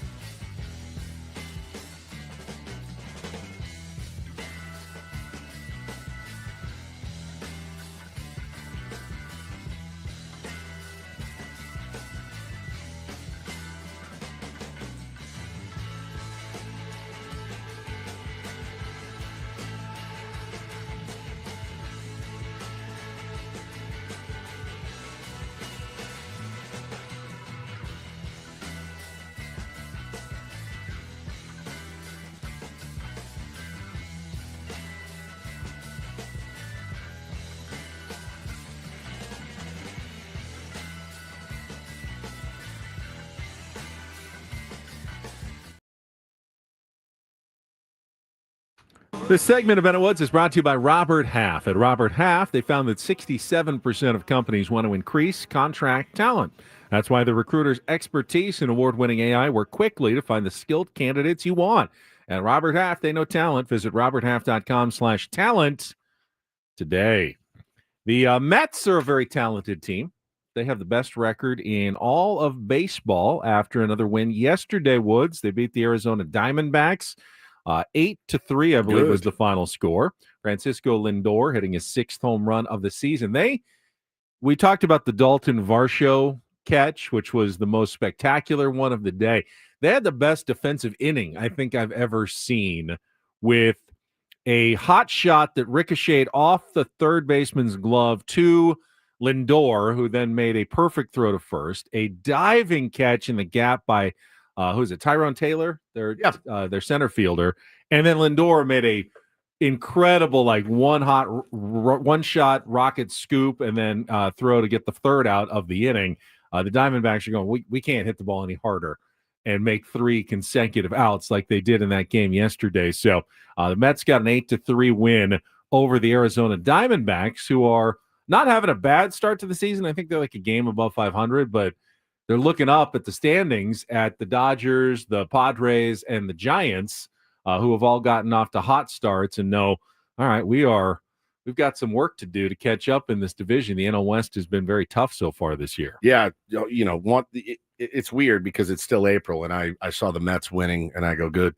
Let's just we got to beat those teams in our division, and it's nice when other teams handle business. I was not expecting at all the Miami Marlins to even give the Dodgers fits. They did play them pretty tough the night before last, but last night was a blowout. Dodgers ended up winning that game pretty easily, 15-2. They were up so much they threw in Kike Hernandez to pitch again in a win. You know you've got a big lead when you can go with position players when you're winning. Yeah, pretty interesting scene, though, coming out of Miami right now, and it's Sandy Alcantara. He's got the start yesterday. It's his 6th start since coming back from Tommy John. He got tagged by the Dodgers, 7 runs on 7 hits, couldn't get out of the third. He walked 5. His ERA is now 8.31. Here's the thing, though. I saw people tweeting yesterday, oh, good, his value is going down. It's not. His value is not going down. The guy is one of the most, has some of the most elite stuff in Major League Baseball. It could be mechanical. It could be, it's my 6th start after major surgery, so I'm just trying to find my way. But believe you me, if AJ Preller called what's that weird guy's name that works there? Peter Bendix. Is that his name? Yeah, Peter Bendix. He calls Peter Bendix today and says, hey, probably want to get rid of Sandy in that big contract pretty soon. He's still going to ask for the moon, and he's still probably going to get it. People sometimes are under the mistaken belief that a player's value is directly correlated to their performance or their stats. Correct. And that's not really the case. Sometimes indirectly, obviously it is, but a player's value in terms of a trade is only directly correlated to how much interest other teams have in acquiring said player. And I bet he fields calls about him every day. And despite that 831. Every single playoff contender would be interested in Sandy Alcantara, including the team he played against last night. Right. You know, who honestly could pull off a deal for Sandy today with what they have. So if Peter Bendix wanted to trade him and was doing his job correctly, he could call a bunch of teams and go, okay, well, they're offering this, so you've got to offer this, and then call another team. Well, they've just offered this, so he could get the value up extremely high despite any early season struggles, because every other team is also going to think, all right, he's coming off Tommy John surgery. He's not locked in yet, but give him another month or so. He'll be locked in. We'd be more than happy to have him as part of our starting rotation. You're not getting a deal on Sandy Alcantara. Another one of those guys that you could have mentioned in that same breath is Jacob deGrom, who seemingly can never stay healthy, but he struck out 7 over 6 scoreless, picked up his first win in more than 2 years. Hasn't really hampered Jacob deGrom's salary, right? Like he still gets paid a lot of money, even though he's oft injured. Tyler Glasnow. I mean, there's all kinds of these guys like this because the potential when they are healthy is ace. It's Bob Gibson. You know what I mean? It's like through the roof with deGrom, Glasnow. I do think, Alcantara is still on a reasonable contract. I think so. I think there would be a little more hesitancy with deGrom just because of the injury history and the salary that goes with Jacob deGrom. Right. Now, I'm not saying there wouldn't be interest. There still would be, but there would definitely be less competition, I think, for Jacob deGrom's services than Sandy Alcantara's. So they signed him to an extension, 5 years, $56 million, and it's supposed to expire. He's got one more club year option after. in 27. Yeah. So I mean, I think he makes like $17 million a year, something like that, which for Sandy Alcantara, if you could get him and I don't know, introduce him to a really, really good pitching coach like Ruben Niebla. Yeah, of course you're going to let yourself dream on that, acquiring a guy. Meanwhile, like that. Jacob deGrom is making $40 million this 40. year. And while he's very good, I think you'd worry if you traded for Jacob deGrom. Yeah. That 1 week later he's going to hit the injured list, and now you're just on the hook for $40 million. Right. And you're not having anyone pitch for you. That's exactly right. So, the value, I would say, of Alcantara is much higher than that of Jacob deGrom. Elsewhere in baseball yesterday, let's see. The Kyle Higashioka continues to play pretty well. I think if there's one, again, disappointment, the Padres in the offseason weren't able to keep him. 5th home run of the year, 3 runs batted in. Rangers beat the A's 15-2. And the Yankees also scored 15 runs, doing something that no team in baseball has ever done, Woods. For the second time this year, they opened the game with 3 straight home runs, back-to-back-to-back Trent Grisham home runs. Trent Grisham, number 8, which would be the tied for the lead on the San Diego Padres right now with Fernando Tatis Jr., Judge, and their new power hitter, Ben Rice, actually had 2 home runs, including the 3rd of the back-to-back-to-back, which they did 1 month ago against the Brewers and Nestor Cortez. And then yesterday they did it again on the 29th of the month for the second time this year. At some point, I would be really fascinated to go down the Baltimore Orioles rabbit hole because I follow enough Orioles people and insiders. They fascinate me because they were looked at by a lot of people in San Diego. A lot of fans said, man, you got to do it like Baltimore's doing it. You have to do it like Baltimore's doing it. They're locking up their young talent. Look at them, playoff team. Well, they've made the playoffs twice. They haven't won a game yet. They traded some capital. They got Corbin Burns. They didn't re-sign him. Not that Corbin's off to the hottest start, but it feels like right now their window that was supposed to be a decade long is like slamming shut. What they've done is so fascinating to me in baseball, and it just goes to show you, like, everybody thinks they know the right way to build a team. It takes an incredible amount of luck. So many things have to go your way. Now, so many. They didn't invest in keeping in Burns, in Corbin Burns, and certainly their pitching has been pretty bad this year, very bad. Their run differential is actually only the Rockies are worse than the Baltimore Orioles in run differential. And they were supposed to be good. They were supposed to be good for a long, long time. They've got some of the most exciting young players in baseball in Adley, in Gunnar, in Jackson Holiday. What has happened in Baltimore? Well, I think it's riveting, man. We saw this a few years ago. Who was supposed to be one of the most exciting when the Padres signed Manny Machado and Fernando Tatis Jr., everyone was looking at the American League as the White Sox as the equivalent, the team with exciting young stars that was about to take the leap to the next level. Like they were supposed to be World Series contenders in like 22 and beyond. And instead of taking the leap, they went the other direction and became the worst team in baseball. And now it's looking like the Orioles, who got a little closer to the brass ring with a couple of playoff appearances, they look like they're heading the other way. Now, there's still time for them to turn it around this year. They do have enough good players that I can't imagine that they're going to continue to play this poorly all season long. But at some point, you get so deep in that there's just no fixing it. There was a pretty staunch refusal to trade prospect capital for starting pitching. They've held on to they pissed off a lot of their top prospects because they feel like they should be in the big leagues right now. They've got a glut of outfielders and it's just an interesting thing because people were earmarking them to win a couple of World Series in the next 5 to 10 years. And look, they still very well may. The beauty of life is you can change your path at any second. Their owners could get in a room and go, hey, we are losing this fan base. So come the deadline, let's go get 1, 2, 3 starters and let's do a little bit of gutting of this farm system. We have faith that we can bring in the next Adleys and the next Gunners and the next Jackson Holidays at some point. But man, at some point you got to figure it out. Like that window that was supposed to be 10 years long, it looks like it's slamming shut and they're panicked in Baltimore. And I think the downfall of it is pretty fascinating. And again, I know it's early, but when you look at the guys that they're running out there on a nightly basis, it's ugly. It's as ugly as it gets. Bill says in the chat, new owner is screwing the team up. He is cheap. Weren't they like begging? They celebrated him like he was Jesus Christ coming down to save their franchise. They did. Like they were going to spend more money. They haven't really done it yet. So, we'll see. Congratulations to Keegan in our chat. Won those boxing tickets in our last segment. I love when one of the Tier 1 Gold members wins, and it's not rigged. Paulie's just taking the random callers, but congratulations, Keegan, for calling in. His name's not actually Keegan. It's not. That's why he had to say, I'm Keegan in the chat. Caesar. Congratulations. We're going to check traffic. I'll go through the rest of the games in Major League Baseball and a little shout out to his family on the baseball level as well. It's an interesting one. Next on 97.3 The Fan. From the 855 Get Ross Traffic Center, protecting San Diego after accidents or injury, here's Kelly Danick.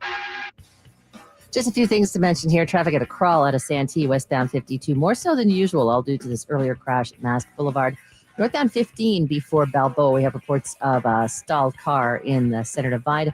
Also traveling on southbound 15 in the North County, just past the 76, got a collision involving car and a van. It's in the Center Divide. Looks like that is in the clearing stage. I'm Kelly Danick with Ben and Wood, San Diego's #1 sports station, 97.3 The Fan. Good teams in the National League. Cubs continue to roll. They blanked the Pirates 9-0. Padres are headed to Pittsburgh this weekend for 3 games.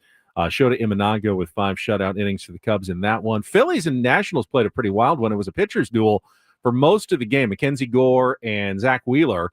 But then in the 9th inning, with the Phillies up 5-2, the Nationals scored 4 in the top of the 9th, including a 3-run home run. Man, with 2 outs in the 9th to take a 6-5 lead. But in the bottom of the 9th, the Phillies scored 2, including a walk-off wild pitch to win it 7-6 and pull out the victory yesterday at Citizens Bank Park. The Rockies are just as bad as can be. They're now 4-25 after they lost to the Braves 8-2. Angels, their good start was a mirage. Apparently, they lost their 4th straight 5-3 to the Seattle Mariners. Brewers over the White Sox 7-2. Astros beat the Tigers 6-4. Royals topped the Rays 3-1, and the Guardians were 2-1 winners over the Minnesota Twins. Also had a rainout in Cincinnati yesterday, doubleheader scheduled for today between the Cardinals and the Reds. All right, I started with the Mets, and it was actually the Mets who announced the sad passing of one of their biggest fans, super fan. They posted on X yesterday that we are saddened to learn of the passing of Seymour Wiener. Seymour Wiener, which is his actual name, was a World War II veteran who lived to the age of 98 and became, kind of this guy that the Mets, rallied around as one of their super fans. I wonder why. And he actually did not mind the fact that they poked a little bit of fun at his name. He didn't realize it till last year. Yeah, he said he didn't really know. And then, once he became kind of a Mets super fan and they got to know that is actually how it's pronounced. It's not like Weiner. It's Seymour Wiener. They did a dollar hot dog night where they used him to promote it with the New York Mets. Everybody loves a wiener. And they had Seymour Wiener's face as the face of the hot dog night $1 giveaway. Yeah. And he passed away at the age of 98. So, well, you know how we do it on this show. We can confirm this time that he did pass away. This is not a Ruben Studdard situation. And I really hope we can see more unity and more peace when already things are so difficult. So, shout out to his family. Rest in peace. One fan suggested the Mets should wear an eggplant emoji on their uniforms. Oh, that'd be nice. Or you could do the hot dog emoji as well. Yeah. Man. Yeah. R.I.P. to the realest wiener of them all. He said no in high school way back. He heard it. He heard the Wiener part. People would make fun of the fact that his last name was Wiener, but he said no one ever put together the Seymour part of it. What was his dad and mom thinking? Hey, watch this. Like your kids, you got to love your kids. And to do that, I mean, he's setting him up for a lifetime of bullying. It's his quote. To me, it's been so enjoyable. In no way does it annoy me. Just look at all the notoriety I got. 100%. I was thinking about changing my name. Ben and Wiener in the morning. East County Chris says everybody loves a wiener is a first seed. Yeah, no question for next year. So good. Paulie and I will probably be calling a hot dog maker before you know it. Well, next time when are you out of town again? Paulie and I will be calling a hot dog shop. Is this Oscar Mayer? Yeah, right. Oscar Mayer, thanks for calling. Everybody loves a wiener. So good. Rest in peace, King. That's more of a hat tip. All right. That's 98 years old, man. He started his life as a Brooklyn Dodger fan and then adopted the Mets. And yeah, man, 98 years. That's a good run, my friend. Anyone who gives up the Dodgers, even if Fine it's because they left town. Yeah. When you were, probably like 20 or 30 Correct. years old. Just a young Seymour Wiener out on the town, just getting after it. And then his favorite team left. So rest in peace to the great Seymour Wiener. We'll miss him. He actually witnessed Jackie Robinson's first hit That's at Ebbets amazing. Field in 1947. That's amazing, dude. That's amazing. What a life. What a life. Incredible. All right. We still have plenty to get to in the second half of Ben and Woods, including Big League Wednesday. Bret Boone's going to join us coming up at 8:35. We also have a game of Take on Woods. Woods has been pretty hot lately. I don't think he's lost in the last couple of weeks. So not too many qualifiers this month for our trip to Las Vegas. You'll have a chance to qualify for the getaway and the concert tickets, all coming up in our 8 o'clock hour. And then 9 o'clock hour, we got more Padres talk as well as a Reindl report for you before we get to the end of the program today. Seymour Woods is actually works better. Seymour Woods. Seymour Woods. Yeah, you get it? I do. Yeah, I like that. Good call. Question is moot. We will be back with more Ben and Woods next on San Diego's #1 sports station, 97.3 The Fan.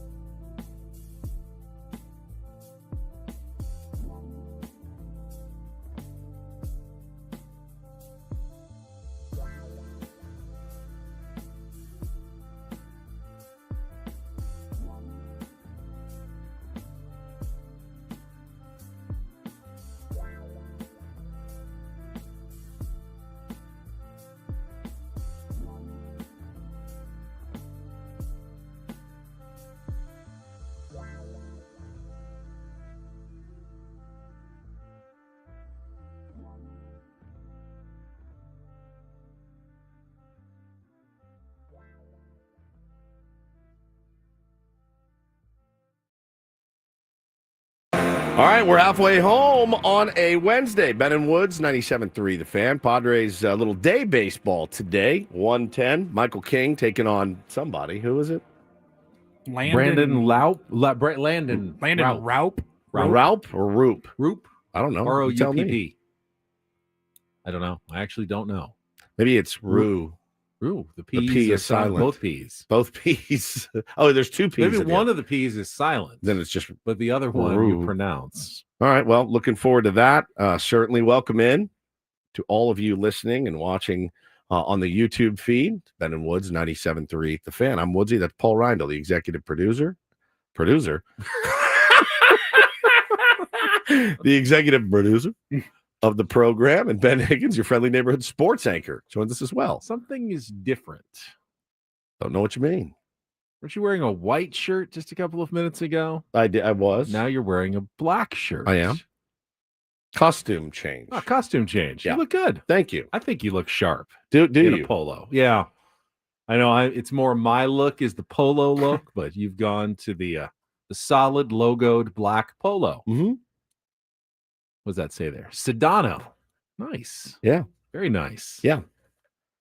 Little product placement branding from your old pal Woodsy over there. Simply the best. Why not? Yeah. Local, veteran-owned dealership. Head on down. Get in the car or truck of your dreams. I mean, you're like a Major League Baseball player with the Motorola patch or whatever you've got going now. Yeah, it was Woodsy's branded and sponsored this morning. Was asked to wear this. That's what we do now? I didn't know that was a thing. Apparently it is. Apparently it is. So I have it on. We should proud. If you're setting this precedent. I was gonna say we have to do a better job on this show of setting precedents. We do? Yeah. I'm thinking soon we'll be coming in the NASCAR suits that are covered in logos all over the place. Yes. Fine by me. Well, it's funny that you mentioned commercials because when we were in break, I guess, I oftentimes when there's a break, I get up, I run to the restroom, go grab food or something and come back. And I miss a lot of it. We almost tune out the entire commercial breaks. Pretty much. Just so you guys know, our headphones come off. We're usually talking during the commercial breaks. Somebody in the chat sometimes will be like, oh my God, you hear what Kelly just said in her traffic? We're like, and we missed it. No idea. We're not listening. But I did hear this one. I happened to stay in here this morning and I listened to this spot that you did, Benjamin, for the Barnes firm. And I was blown away because it was very aggressive, and it made me laugh immediately. And I had never heard it before. Hit by a truck. Call Hit the by Barnes a truck. What in the truck? What in the world? Hit by a truck. Hit by a truck. You sound like the Saw there. You hit by a truck. You've got a problem. It was 4 seconds of copy. I mean, that's all you got. That's all I got. You had to hit it hard and quickly. Huh. Hit by a truck. Was that truck a Ford F-150 from Sedano Ford? Absolutely not. Absolutely not. No, it was great. I loved it. It was a very short commercial. The irony is, of course, I once was hit by a truck. That's Hit true. by a truck. An SUV. Hit by a truck. Hit by a truck. You've got a problem. Club Pilates. I should have called 1-800-8-million. Hit by a truck. I probably had a pretty good case against the University of Arizona. You got a problem. You got a problem. You got a problem. You got a problem. You got a problem. You got a problem. That should be the commercial. Hit by a truck. Yeah, do it again. Hit by a truck. Hit by a truck. Call the whole thing. I want him and Saw. Oh, that should be the commercial. Hit by a truck. You got a problem. It's amazing. Amazing. You got a problem. I would say so. If you're hit by a truck, you've got a problem. And you may need you may need an attorney to represent you. Makes me fight laugh for you every time. Every time. Get what you just deserve. heard the best 15 minutes of radio. Just 4 seconds of radio. Hit by a truck. Yeah, I was walking into the Round Table last Thursday, brought to you by Round Table Pizza, their pizza royalty. Where's your Round Table polo? I don't know. They haven't given me one yet, but I was walking into the Round Table to do the Round Table, and our sales guy stopped me. Hey, bro, got something for you. I was like, oh, cool. Well, what is it? And he said, it's a shirt. And I said, oh, okay. And not the first shirt I've been given, by a sponsor, certainly. ever. You know, hey, check out. I got an Eco Water shirt somewhere. I got all kinds of stuff. Right, it builds up over the years. I don't often wear them to the station, unlike yourself, Ben. But I said, okay, thanks. And he goes, oh, I need you to wear it on the stream. And I said, oh, you do? I said, oh, okay. What's the frequency? He goes, once a month, whatever. Just throw it on. I said, oh, all right. No problem. You don't have to tell us, but congrats on all the money that you must be making for that. I said, no problem. You feel like you should be paid? I mean, you wear shirts anyway. It's not like you wouldn't be wearing a shirt if it would. Well, I mean, I do endorsements for them, so yeah, right. I get paid for endorsements. Sure, this is just a little bonus. They call it the added value. Yeah, the graphic is kind of hiding the logo. So do I need to wear it up higher? Perhaps, maybe because it's getting blocked out. So I don't know. Maybe just stand and do the show. Just like perfect. Now that looks great. We're never going to miss it. Just only once a month. I'll just not stand that big of a the deal. whole time so you can see the logo. Why don't we can we throw like a logo maybe in the YouTube feed or something? I don't know. It's not look, I fight a lot of battles here. This one I was you caught me at the right moment. I wasn't going to fight. I just said, sure, whatever they want. I love Manny Sedano. He can do what he wants. Be happy to wear a shirt, represent. That's why they went to you and not to me. I can't fight anymore, Paulie. I'm tired of fighting. I'm just at this point. I'm sure, whatever you need. That's the new me. Yeah, sure, whatever you need. How can I help? It's weird. It's a weird place for me to live in, but I'm not fighting. I'm pretty sure that Joy Division isn't giving you anything. No, to not wear a their dime. shirts, Not a dime. Not one single nickel. Whoever's shirt you were wearing today. This is the Joy Division. It was Joy Division. Yeah. So you're right. They don't pay me a dime to represent their product and brand. So, but yeah, I'm happy to wear it. Proud, and I think you look good. I would. You know what I would like better if we're like I love the Ford logo. It's one of my favorites. Just give me like a cool Ford T-shirt. I'll wear it. I'd wear that as part of my regular outfit. I'd wear it. Just the blue oval that says just Ford. I think it's cool. I think it's really cool. But then again, I'm not promoting the local dealership. So I don't know. This is it's an interesting business that we are in, certainly. And don't worry, bud. Now that I've done it, guess who's next? You. Then you'll put it on and wear it like you do. Well, I wear the 97.3 The Fan polo on my own volition. That's true. Sometimes. Yeah, that's true. I don't even need to be told to wear it. That's true. Hit by a truck. Hit by a truck. Hit by a truck. Ford or non-Ford? Non-Ford. No chance. We would never. Call 1-800-8-million. That's right. Find an attorney who will fight for you at the Barnes firm. Yep. So here we go. We're off and running. I had some breaking news during the break at the top of the hour involving the prank call to Shedeur Sanders. Breaking news. Oh, yes. So obviously they determined who it was. It was the son of the defensive coordinator of the Atlanta Falcons who found the number on his dad's iPad, wrote it down, gave it to his buddy. They recorded the call. They posted it on the internet. Surprise, surprise. They tracked them down and figured out who did it. And the NFL, according to Adam Schefter, has fined the Falcons $250,000. And Jeff Ulrich, the defensive coordinator, was also fined $100,000. Additionally, the Ulrich family is working with the organization to participate in community service initiatives in relation to last week's matter, which I have no idea what that means. Is there community service involving anti-prank calls that they can do or something? Education, like to go to high schools and talk about why you shouldn't make prank calls? I mean, maybe. Guess. Yeah. I don't know, man. That's a lot of money for a defensive coordinator. That's the thing too. Imagine doing something that you screw up so badly it costs your dad $100,000 fine. We see like Draymond Green gets fined all the time, $50,000. That's a lot of money. He can afford it. I don't know how much this defensive coordinator makes, like what his annual salary is. According to the internet, makes $1.6 million as defensive coordinator. That's not nothing. Significant money. Not nothing. It's an expensive prank. Dude. That he didn't even do.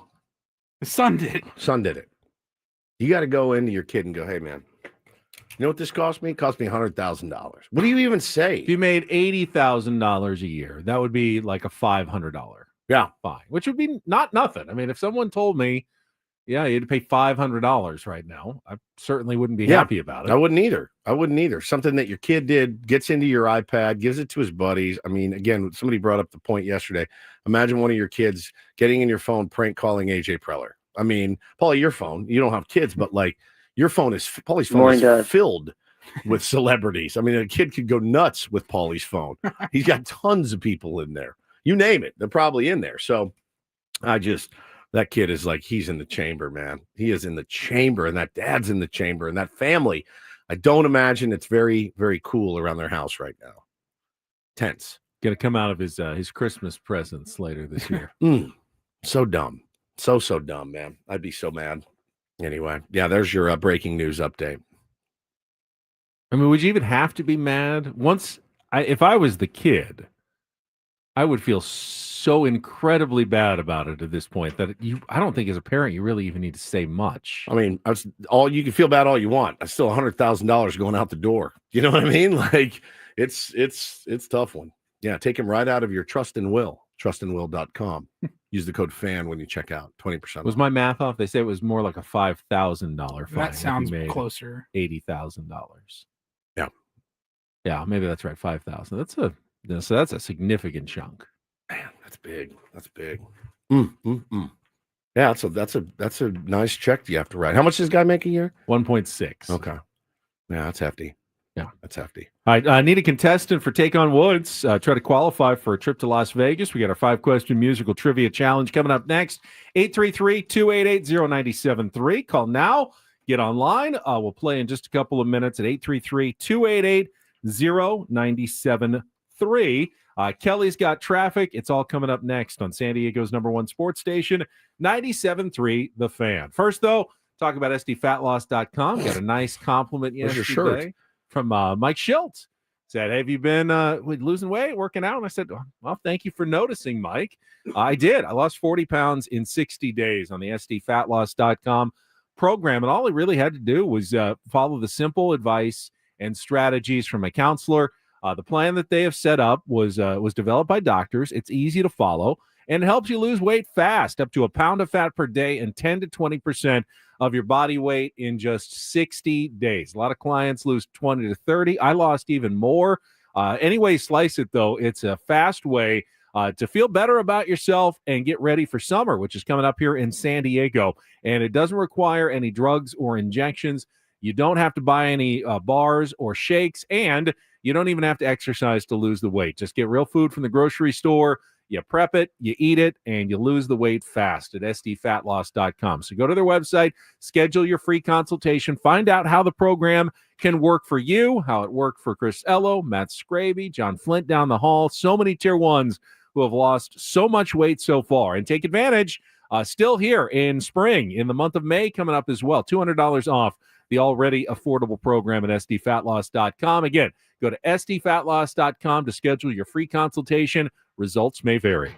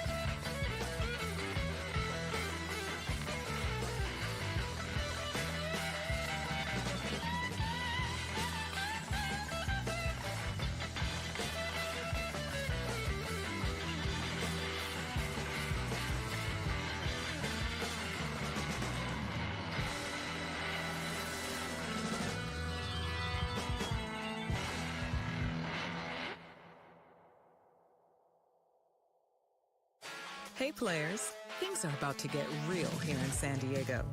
Introducing the all-new Hamul Casino Resort. With a 200-room hotel tower, exciting new eats and drinks, plenty of new places to play, and a luxe spa and salon. Hello, rooftop pool and deck. It's where players can play their hearts out and enjoy all the perks that come with it. It gets real this summer at the all-new Hamul Casino Resort, the players' place.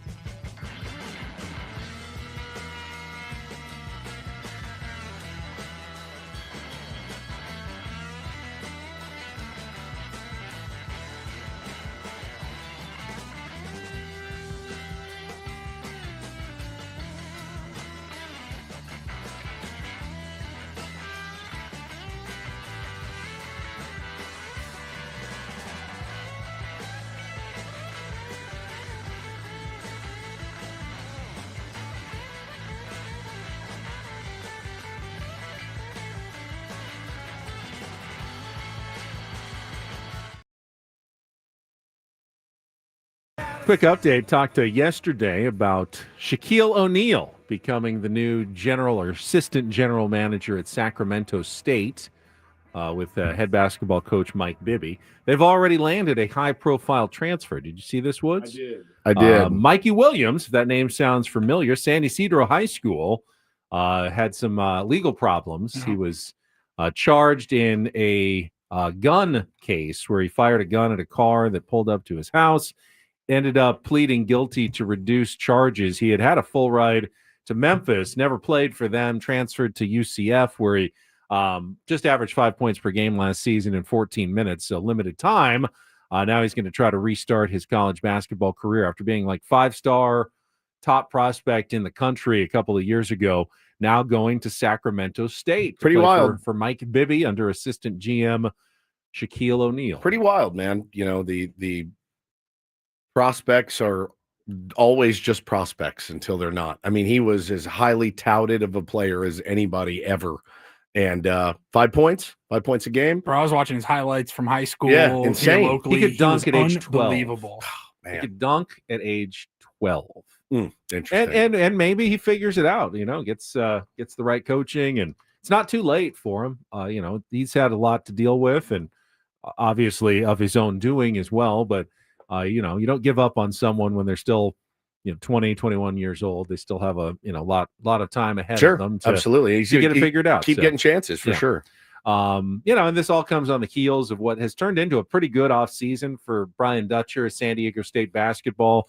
They picked up a big-time recruit in that LZ Harrington we talked about, a 4-star recruit, but just keeping the players that they've kept with Magoon Guath returning. The only question now is whether Miles Byrd still comes back. He's one of the – I saw a couple of projections for Miles Byrd. There is some interest apparently on the NBA level. Late first round is what I saw. Which, if that's the case, then, I would probably recommend that he stays in the draft if he really thinks he's going in the first round. Yeah.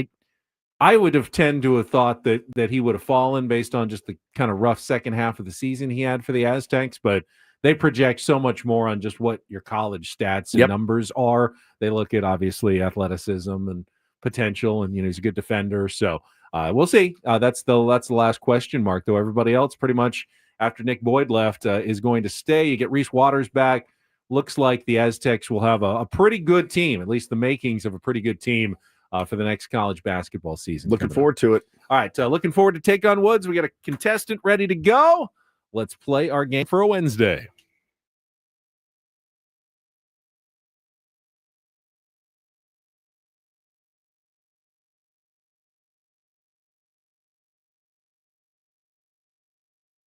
All right, we got Take on Woods, brought to you by Bay Alarm, security and fire alarms for every business. We got you, and we got, looks like William. Are you there? Yes, I am. You like William, Bill, Billy, Willie? Bill. Bill. All right, Bill, you are a contestant today for Take on Woods. 5 questions. You go first. Woods comes back and goes second. If you beat or tie him, we will put you in our grand prize drawing, which should happen at the end of the week, I believe, since we're here at the end of April. For the trip to Las Vegas, tickets to either Disturbed, Ghost, or Pantera, 2 nights at the MGM Grand, and a $150 gift card. Get tickets for all 3 shows now at Ticketmaster.com. All right, to give you the advantage, we let you pick the category, keep Woods in the dark. Your choices today: duets, old and new-ish. That's a 2-second song category with all duets. We got the Magic Touch, 5 song titles that include the word touch. And our new category, triple play. Song titles that include the same word repeated 3 times. So duets, old and new-ish, the Magic Touch, or triple play. Bill, what would you like to play? The Magic Touch. The Magic Touch. All right, you'll have 5 questions, 5 songs, all with the word touch in the title. First question's the 2-second song. You need to give me both that title and the artist to score the point. If you don't know an answer, say pass. We'll come back to it if there's time left on the clock at the end. Bill, are you ready to go? Let's go. All right, let's cue it up. 60 seconds on the clock. Again, the category is the Magic Touch. Your time begins when Paul plays the music. Good luck, Bill. Let's take on Woods.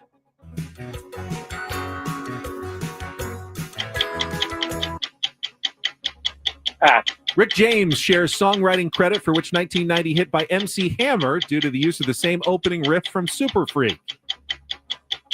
Fantastic. Correct. Kanye West raps I Gotta Testify, come up in the spot looking extra fly for The Day I Die, in which hit from his second album in 2005.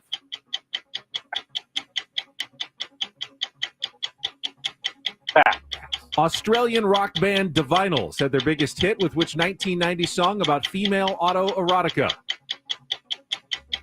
I Touch Myself. Correct. Jim Morrison asked the question, what was that promise that you made, in which final top 10 hit by The Doors in 1969? I don't know. All right, go back to the 2-second song. See if you can get this one.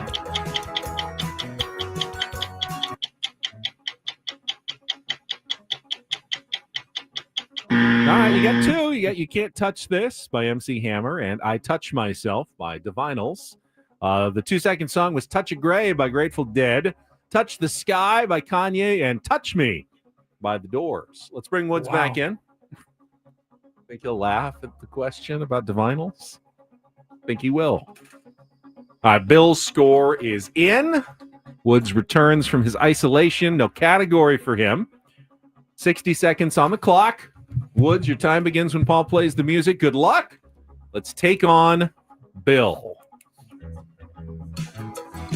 Touch of Grey, Grateful Dead. Correct. Rick James shares songwriting credit for which 1990 hit by MC Hammer due to use of the Can't same. Touch This. Correct. Kanye West raps I Gotta Testify, come up in the spot looking extra fly for The Day I Die, in which hit from his second album in 2005.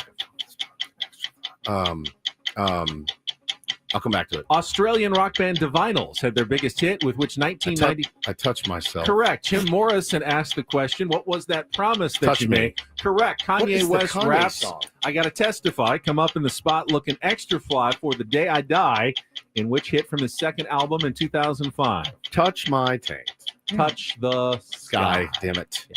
But I like that 4 is song. a win, 4-2 for Woods, who remains on fire right now. And I touch myself. Oh, now we both have one. You didn't let me finish the question. You just answered it. I touch myself. Australian rock band The Vinyls had their biggest hit, with which 1990 song about female autoerotica. I had to fit the category in some way. That was the magic touch. Was the magic was touch. the category You are today? the giant pervert. Female autoerotica. Yeah, look at what a pervert you are.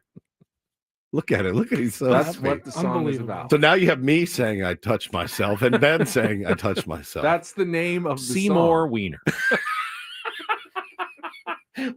What a day. We have mined like 7-8 new drops. I touch myself. Female autoerotica. Is that the right word for it? Yes. Autoerotica? That is absolutely Is it? correct. Everybody loves a wiener. Yes. Yes. Are you sure? Hold on. I'm going to look this up. That's what the song is about. I know that. Okay. All right. The practice of achieving arousal and gratification. No. Okay. Through, yeah. Female autoerotica. Self-stimulation. That's common and natural part of human sexuality. And I touch Involving myself. Clinical. I'm using the clinical term involving for it to the try use of one's own body or imagination. I'm trying. I was trying to be very clinical so as not to be tawdry. Tawdry. I was thinking, how would Alex Trebek have phrased this on Jeopardy? Do you think he would have said that? I think that's what he would have said. What about self-seduction? See, I don't think he would have said that. No, all right. You would have said that. That I would say that. I went with the more clinical phrase. So many good drops today. This is a gold mine. I don't even know where to start. Oh, it's so good. All right, well, we'll ask Bret Boone about it. When... Adam says, Ben, please see me after the show. Hit by a truck. My brain just shorted in my head.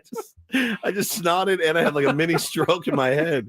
Oh God, that's so good. And I touch myself. Booney coming up next on a Big League he's not Wednesday listening. on San Diego's #1 sports station, 97.3 The Fan. Well, listen, if you are a homeowner, you can certainly do what Ben was just talking about, but maybe times are a little tight right now if your bills are keeping you up at night, worried about your finances. In these crazy times, if you're like most people, you've probably racked up a sizable amount on your credit cards, the monthly payment not making a dent in it. Time to call Loan Pronto today. If you do own a home, you got a super easy way to get tens or even hundreds of thousands of dollars in cash out of your home's equity. They have lots of options for helping you tap into the equity in your home, get the cash you need to get back on solid footing. Now, most homeowners who do this end up wiping out all their credit card debt, cutting their monthly expenses by $1,000. You didn't mean to end up in this spot. Doesn't matter, man. You don't have to keep stressing about money. Call Loan Pronto for fast debt relief now. 619-207-4336 or loanpronto.com. 619-207-4336. Again, loanpronto.com. Equal housing lender, NMLS 1661781. Subject to lender approval, NMLSconsumeraccess.org.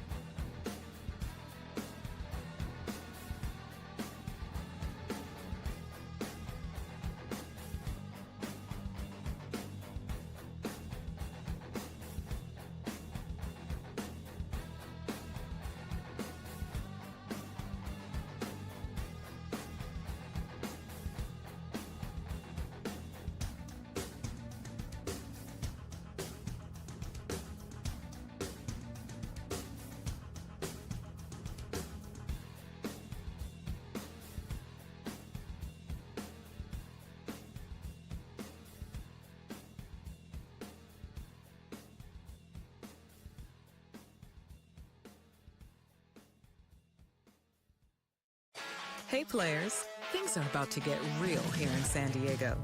Introducing the all-new Hamul Casino Resort. With a 200-room hotel tower, exciting new eats and drinks, plenty of new places to play, and a luxe spa and salon. Hello, rooftop pool and deck. It's where players can play their hearts out and enjoy all the perks that come with it. It gets real this summer at the all-new Hamul Casino Resort, the players' place.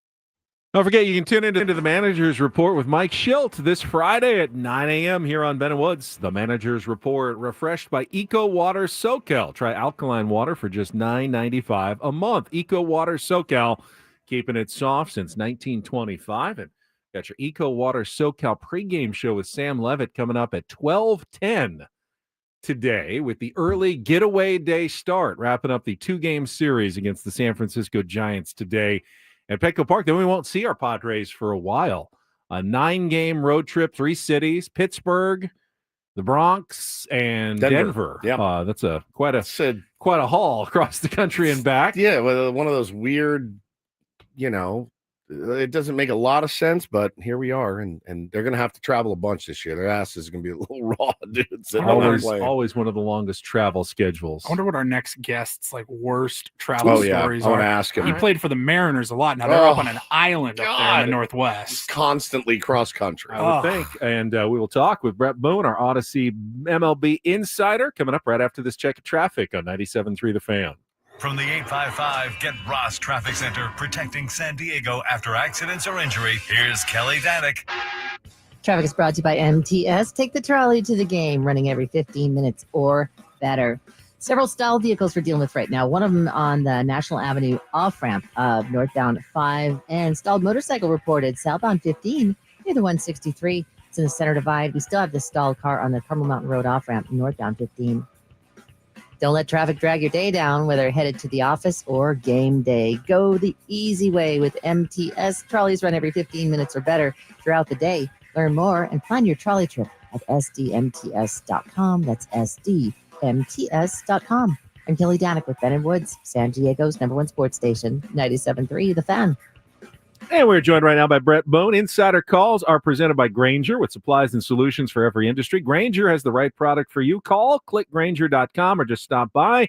Bret, also the host of the Bret Boone podcast, featuring the most notable names in MLB and around sports every week. So when did travel start getting really, really nice in Major League Baseball? Were you around for that, Bret? Because now it's pretty sweet. It's all 4 seasons and private jets, but at some point you flew commercial and just stayed at kind of the regular hotels. When did that all change? Now, Ben, how old do you think I am? All right, so then you were already. Now your dad didn't get the good travel. No.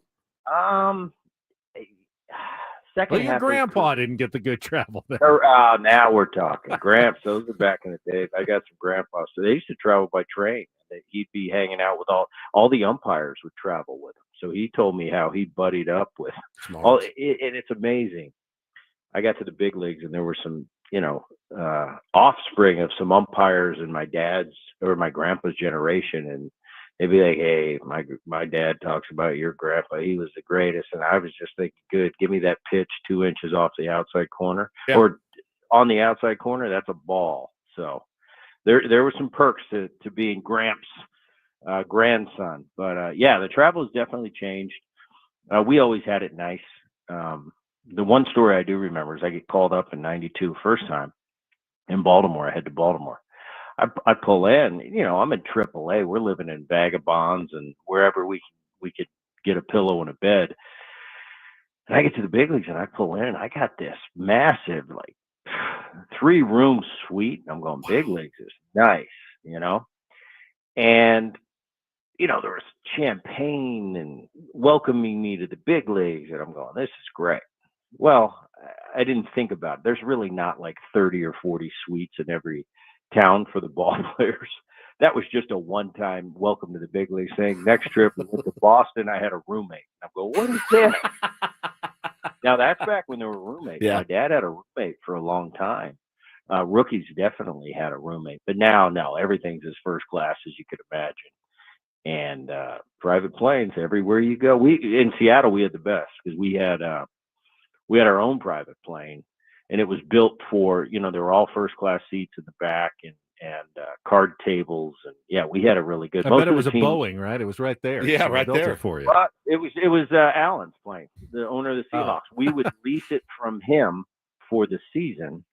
And we had our own plane. And it was not a dark time, 9/11. We were the first plane up because it was a private plane. Because most teams, they charter, for Delta, American, whatever it may be. But if you've got your own private plane, you're treated like a private plane. You see what I'm saying? And that goes with customs and all that stuff. It's like, no, this is a private plane. It's not a Delta chartered plane.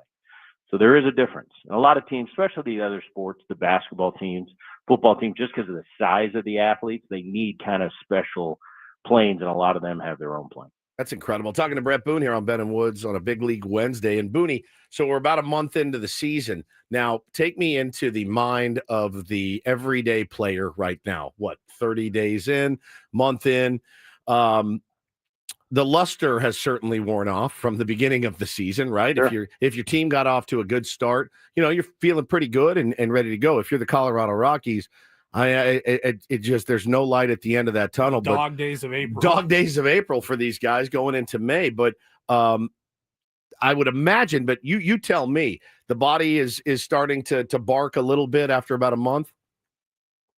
Well, now a month, you're still, especially when you're in a Padres position where you're 18-11, you're one of the best teams in baseball. You're feeling great. You're kind of on a cloud right now. Like, no, I'm not worried about anything. I'm worried about, they need to get healthy. There's some key players that are out. We'll talk about Maryland, Cronenworth. You got a rise back last night. Darvish, hopefully coming in May. That's going to be a big help to that starting rotation, who's done great so far. But no, at this stage of the game now, you're just getting loose. You're not worried about it. You're off to a real good start in a real good division. Amazing how good this division is. I knew the Padres were going to be good. We all know the Dodgers were going to be good. Arizona was going to be better, but who knew about the San Francisco team and how good of a start they were going to get off to? So this is going to be probably the best division in baseball and going to be competitive all year. I think you got a minimum of 3 playoffs team coming out of this division. But right now, all these players a month in. Now, Colorado, their bodies might be hurting right now. It seems the worse you do, man, coming to the ballpark, it just doubles everything you're feeling because you're in for a long year. They're going to lose 110 plus games. They're the White Sox of a year ago, and the White Sox this year aren't very good, but they're glad to see Colorado around, so all the focus isn't on them. They're going to have a long year. And all you need to do is when you play them, you got to take advantage of that if you're the opponent. Speaking of injuries, Mooney, what's the real thought in a clubhouse when a team suffers a bunch of injuries? I know what they tell us, and that is next man up. Hey, we don't even think about it. If you're in the lineup, you just got to perform that day. But then last night after the game, Xander has his big game, and the first thing he goes, hey, really good to get, a rise and Hayward back in the lineup makes a real difference. Well, what's the real feeling when hey, we got 3 regulars down out of our lineup? How do you handle that? 3, maybe 4. As a big leaguer. Well, yeah, it depends who the team is. If you're it's tough to give an example. If you're the Dodgers and one of your stars go down, it's not a big deal. You got stars all over the place. I think Padres similar. You've got some big boys down right now, but at the same time, you got Tatis, Machado, Bogarts still in the lineup. So it's not as big a deal for a stacked team, a team that's got some depth to it. I think of the Dodgers when you think of the pitching. Blake Snell and Glasnow are down, but they're not worried about it. 2 Cy Young guys are down in their rotation, but they've got plenty of backup, so they can weather that storm. So it all depends on the team you're on, the year, the depth that you have on your roster. You know, if you're a Yankee and Aaron Judge goes down, well, now that's trouble. Yeah. That's, to me, that's the best player in baseball, especially from the offensive side. So it all depends on the team and what you have back up when some of your key guys go down. And the thinner you are, you know, more important that you stay up. That's why I think the Dodgers are different than everybody else, because of their depth. You know, in a day and age in 2025 where injuries are not a big deal, it seems like they're a dime a dozen. Guys getting injured more than ever before. I think more than any time in the history of baseball, it's important to stay healthy. The team that stays healthy seems to be getting a seat at the table come playoff time. Boone, switching gears a little bit, wanted to ask you about the incident last night with Nick Pivetta and Andrew. Oh, God dang it, Patrick Bailey. You know, back in when you played, you could actually steal signs. You could be on second base and say, "Oh, I got it. I know what they're doing here." You could relay. Right. I'm sure you did. I'm sure you guys talked about it pregame. Now with caution. Do what now? With caution. With caution, right? So you did it with caution. Yeah, I think you've mentioned before there are a couple of stories back in the day, but like now with PitchCom, you know, you got to look into a guy's glove and maybe you can pick up a split finger grip or a 2-seam grip or whatever and relay it. When you say with caution, you saw Pivetta kind of charge off the mound. He was pretty pissed last night, but isn't it on him to do a better job of not tipping his pitches? Absolutely. And my dad talked about that a lot. He said, you know, if back before PitchCom, you know, you got to, if I'm at first base and I get my lead and I can peek in and that catcher's being lazy and leaving that right knee open and I can see a sign and I get it. I see off speed. For me, who wasn't a big base stealer, maybe that's the time I go. So I'm going to get every advantage I can get. My dad, I said, would that piss you off? He goes, yeah, it would piss me off, but I'd be pissed at myself for allowing you to even get the sign. Yep. Said, if I think you're stealing the signs, I need to do a better job with my cadence. With PitchCom, it's virtually impossible. You can give location from second base, but it's really tough. And the real astute guys, and I played with some guys that were really good at picking up tells. I wasn't one of those guys. You said McLemore. Mark McLemore was really good at it. McLemore, if he came to me and whispered in my ear, Boone, I got the signs, do you want them? I trust Mac. So I say, absolutely. If somebody else on the team, and they'll remain unnamed, said, Boone, I think I got the signs, I'm like, well, why don't you keep them to yourself? Because I can't risk it. I was always nervous about giving them, but if somebody gave me what was going on in a cadence or something, and I could tell what the pitch was coming, I felt an obligation to my team to relay it. But I was always paranoid because I know as a second baseman, I'm watching you like a hawk, and if I think you're relaying my signs to the hitter, we've got a big problem. You're going to wear one in your ear hole. Yes. The same is true today. I mean, do it at your own, like your own peril. Yeah. With caution, because if I catch you, you are going to get drilled, and you have to accept that going in. I always accepted it. If I'm out there and I'm going to relay a sign and I get caught, next time up I might wear one in the ribs, and I'm not fighting. I'm going to first base. I'm tipping my cap. I'm saying, all right, are we square? Yep. And we're square, and life goes on. But that's a part of the game. It's always been a part of the game. Love it. And it's kind of those unwritten rules. Yeah. Is it legal? I don't know if there's any print that says it's illegal. But it's something we always do. It's gaining that edge wherever you can. And I know like Flannery, when he was the third base coach, he's got to be real careful because we'll sit there, especially nowadays with cameras, and you're giving signs. I mean, other coaches will study your coach's signs from the camera angle, and they'll have all that feedback. And if they can decipher and break it down, that's a little bit of an edge that we all try to get. All the teams are doing it, always have, always will. But if you get caught, you're going to wear one in the ribs, and you should. Yeah, I love it. Bonnie, we saw Dodgers with a 13-run lead throwing Kike Hernandez to pitch. Did you ever get that call at the end of a game or any of your teammates? Any stories on position players going into pitch? By the way, you guys all wanted to do it, right? Because that's the sense that I get is they all go, Coach, let me pitch. Yeah, but they'd always give it to a utility player. You know, they'd never let Barry Larkin. They'd never let Griffey pitch because it's like, no, you're too important. Not to say I was Ken Griffey, but they're always going to let a utility. Did those guys still ask? They still ask? Of course we all want to do it. And you'll see if you're a regular player your whole career and you get to the end of your career, they'll let you. They'll let you in because they're like, he's only got so many more bullets left in the chamber. If he blows out his arm, it's no big deal. He's old now. But it was interesting. I saw the highlights of Kiki pitching. I'll tell you what, he's become kind of a character. He is. He's just a bit master for You know? them. Yeah. He's big. I mean, he's a big box office draw for being a guy that's not even in the lineup every day. So he went out, did his thing. Actually was pretty impressive with the Ephus pitch and got through that inning. But as a hitter on the other side, put the circus tent up. I hated it. I never liked it. When the position player comes in, I got nothing to gain. And I'd rather just please walk me so I can go to first and not get pissed all night that I just made an out off a position player because I'm supposed to get a hit. There's nothing to gain. Correct. I hated when that happened as a hitter. Boney, always appreciate stuff, it. man. Great stuff. We'll talk to you again in a couple of weeks. Really appreciate it. All right, guys. Thank you, buddy. That was Odyssey MLB Insider Bret Boone. Insider calls are presented by Grainger with supplies and solutions for every industry. Grainger has the right product for you. Call clickgrainger.com or just stop by. I don't think you're immune even as a major leaguer. If you're a position player going in, you have to know you are in a dangerous spot. You are throwing balls up there, possibly those guys can kill you. 50 miles an hour to guys who hit the ball 110 miles an hour off the bat. That would be scary to me. I would not want to do it. Should you be able to just bang it at this point? Oh, really? Just like Bang it's a run rule. Like, no hey, position pitchers pitching anymore. But if it's an over 10 run game going to the last inning, it's just a mercy it's over. rule. It's We're over. out. After like the they do in 8th college. inning or after like the they do in 7th every inning. other league. I mean, that's it. I don't want him to get hurt. I don't want you guys to get hurt.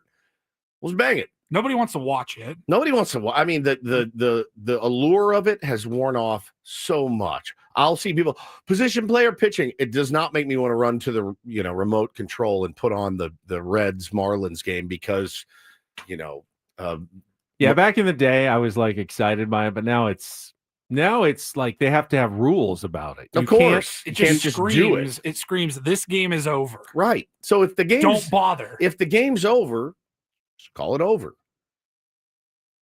I'd be in favor of that. I think I would be as well. Maybe after 7 complete innings, call it 9 runs, 10 runs, whatever. He's right. Dub J's, the revenue people will not allow it. You're right. They're going to end up playing all the commercials that need to run, milking everything out of it. But yeah, man, I see what you're saying and I think that's why those guys those guys can throw harder. Obviously, Kike Hernandez can throw harder than 48 miles an hour, but they don't go up there and throw their 81. Because that's BP speed, and they're going to wear one off the forehead. That's the most dangerous. Yeah. The rule now is you can use a position player when you're trailing by 8 or more runs at any point in the game, or if you're leading by 10 or more just in the 9th inning. Right. And in extra innings, obviously, you run out of pitchers, you need someone to come in and pitch. They let you do that if it goes long enough. But it's a pretty tired bit at this point. Yeah. It's and now it's. I mean, it used to just be we have no one left. Yeah, we're just going to. But now it's almost, hey, we're limited to 13 pitchers on our roster. We don't want to use someone that we want to save for tomorrow because we got a game tomorrow and we need a fresh bullpen. So we'd rather have this guy wear it for an inning than actually throw a pitcher that we have. So it's used strategically to save yourself for the next game at this point. Yeah, and Boone makes a good point though. Like there's not. If he gets a hit, great. You're supposed to. You hit it off a 50-mile-an-hour EFIS, big, BFD. If you don't, you're mortified because the guy's up there throwing EFIS pitches. And even if you get a home run, it's like, I guess it goes on my stats. Yeah, but everyone knows that one doesn't really count. Yeah. It's a no-win situation for the batters. Yeah, I would be down for the old. Hey, man, we're out, so you guys pick up this dub. But like you said, there's no way the revenue people are going to allow you to end games in the 8th inning or whatever. So. Interesting. All right, Padres wrap up their homestand. We'll look ahead to this afternoon's matchup against the Giants. Get a Reindl Report as well. All coming up in the final hour of Ben and Woods. It begins next right here on San Diego's #1 sports station, 97.3 The Fan.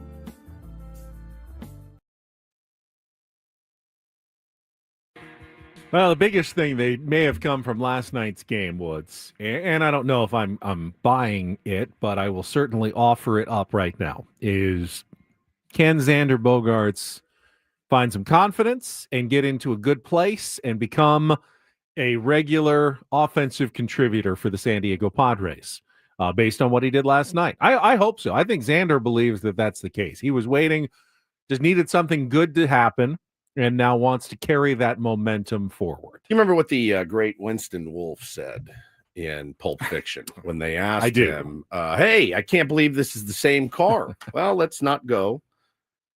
We're not quite there yet. We're not quite there yet. I can't repeat it on the radio, what he said, but you get the gist. You need consistency, right? From all of your stars. You need consistency. That's why you pay stars what you pay stars. You don't pay them that for their it was a more tawdry way of saying, let's not get ahead of ourselves. Correct. It's the second time you used the word tawdry today, which is great.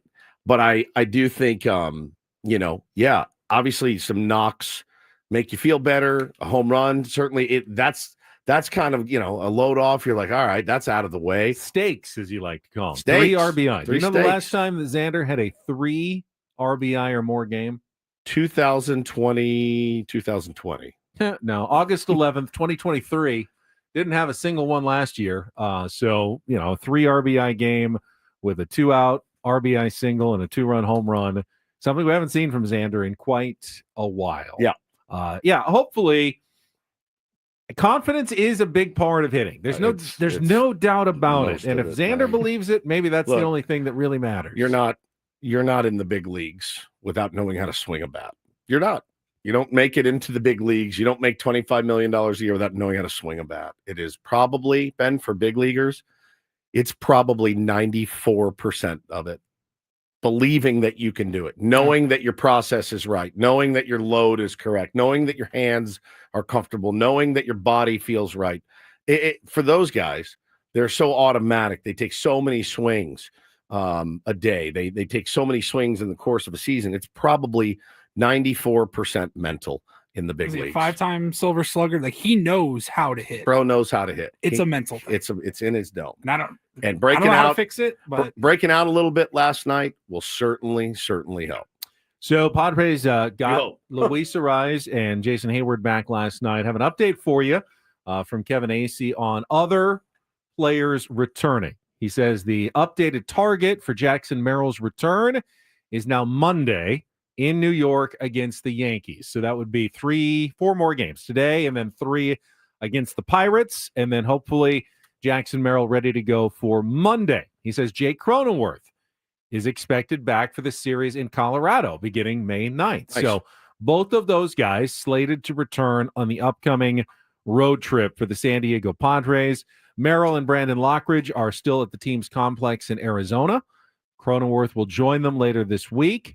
And Yu Darvish is also still rehabbing. He threw his second consecutive intense bullpen session in 5 days, simulating 2 innings, 13 pitches, then 21 pitches. Said he felt good. He's expecting to face hitters in Arizona this weekend. He'll probably do that twice and then make at least 2 rehab starts in the minor leagues, lining up for a return in late May to the Padres rotation. Good. Yeah, will be a huge, all of those guys will be nice lifts to the team, and Yu Darvish, again, he's a little bit older. He knows his body. He knows when he's ready and when he can be effective. So there's no reason really to rush Yu Darvish right now. And really Merrill either. I mean, we need these guys for the long haul, especially, and those hammies can be so tricky. So I know he played yesterday. I know he was running yesterday. I think he played some defense yesterday as well. Good sign. How does he feel today? That remains to be seen. But, we've waited this long. We can wait 4 more games if he comes back and is ready to go. Elias Diaz had a nice night at the plate. Yeah. A couple of hits last night after Padres catchers had gone through a major slump over the past, couple of weeks. And I really don't, the Padres will continue to have offensive slumps from their catchers. Just neither of them are likely going to be all-star type performers. But it's good to see Diaz contributing. Now, we've talked a lot about Luis Camposano hitting at least in the minor leagues. We don't think catching is still in the cards for him on the big league level, especially after what Mike Shildt said yesterday before the game. I don't know if you heard his comments. He was asked hey, do you care if you get any offense at all from the catchers, basically? And he said, I mean, you care about everything, but he certainly considers the catching position to be primarily one about defense and working with pitching staffs. And we talked about it yesterday. He gives them very high marks, both Diaz and Maldonado, on how they are working with both the starters and the bullpen this season. And so do the pitchers. And I think if you, as much credit as we want to give to the pitchers and as much credit as we want to give to Ruben Niebla, I do believe that there is some bit of credit that needs to go to the catchers. Have they had a couple of moments this year, Ben, that have really, frankly, looked kind of lazy and boxing balls and things like that? Yeah, they absolutely have. But I don't think you can just stick anybody back there to catch this bullpen and this starting rotation. And I think by those regards, like they've done a good job. Why? Because the proof is there. Our pitchers have been great. They've really pitched well. Ruben gets a ton of credit, as he should. The pitchers get a ton of credit, as they should. I do think a little bit of credit should go to Martin Maldonado and to Elias Diaz for the success of their pitchers. I know Michael King certainly feels that way about Diaz, and we'll see how they work today. I'm assuming it's going to be Diaz today on a back-to-back. I would assume it's pretty rare, the day game after a night game, but he's worked with King as well. Yeah, he's worked with pretty King regularly, I believe. So we'll see. Now, the Padres' top catcher at Double-A, Brandon Valenzuela, had a walk-off home run last night. He's had a decent week last week, but I just don't get any sense that the Padres are about to make a change at the catcher position. Also in the minor leagues, guess who had another big Tuesday? Oh my God, After Leo, the kid. Maybe he is ready. No, I'm kidding. He's not. Leo DeVries went 3 for 3 with a home run, a double, a sacrifice, made a nice defensive play, and I believe with his 3 for 3 and home run last night, he is now leading the Texas League in OPS at this point as an 18-year-old, when most guys in that league are 20, 21 or older, which is really he's feeling comfortable, really impressive. We did talk about yesterday at some point, maybe he does get the nod, Ben, to move up a level. Well, what's the rush? I don't know. You test him a little bit, but certainly not ready for the big leagues. Who's at 18. the radio voice of the Fort Wayne Tin Caps? We had him on. I can't remember his name, but he tweeted yesterday, you might want to get here quickly if you want to see, interesting, like this week, if you want to see Leo DeVries. John Nolan. And he said, you might want to get here this week if you want to see Leo DeVries. And I go, really? They're not going to bump him up to Double-A already, are they? I mean, at least wait until the All-Star break. But perhaps they think that, the challenge that he would, the Padres don't, and we've seen this from AJ Preller, they don't necessarily think the way other organizations think when it comes to promoting players. It's not simply, has he checked all the boxes at Single-A? Okay, now we're moving up to High-A. All right, has he checked all the boxes? Is it the middle of the season? We'll move him up to Double-A. It's simply, what do they think will be in the best interests of developing the player? And if they think he'll get more out of facing Double-A pitching, even if they don't think he's quite ready for it, if they don't think he's getting much now out of facing Single-A pitching, like, hey, he's plenty good for this league, let's challenge him a little bit.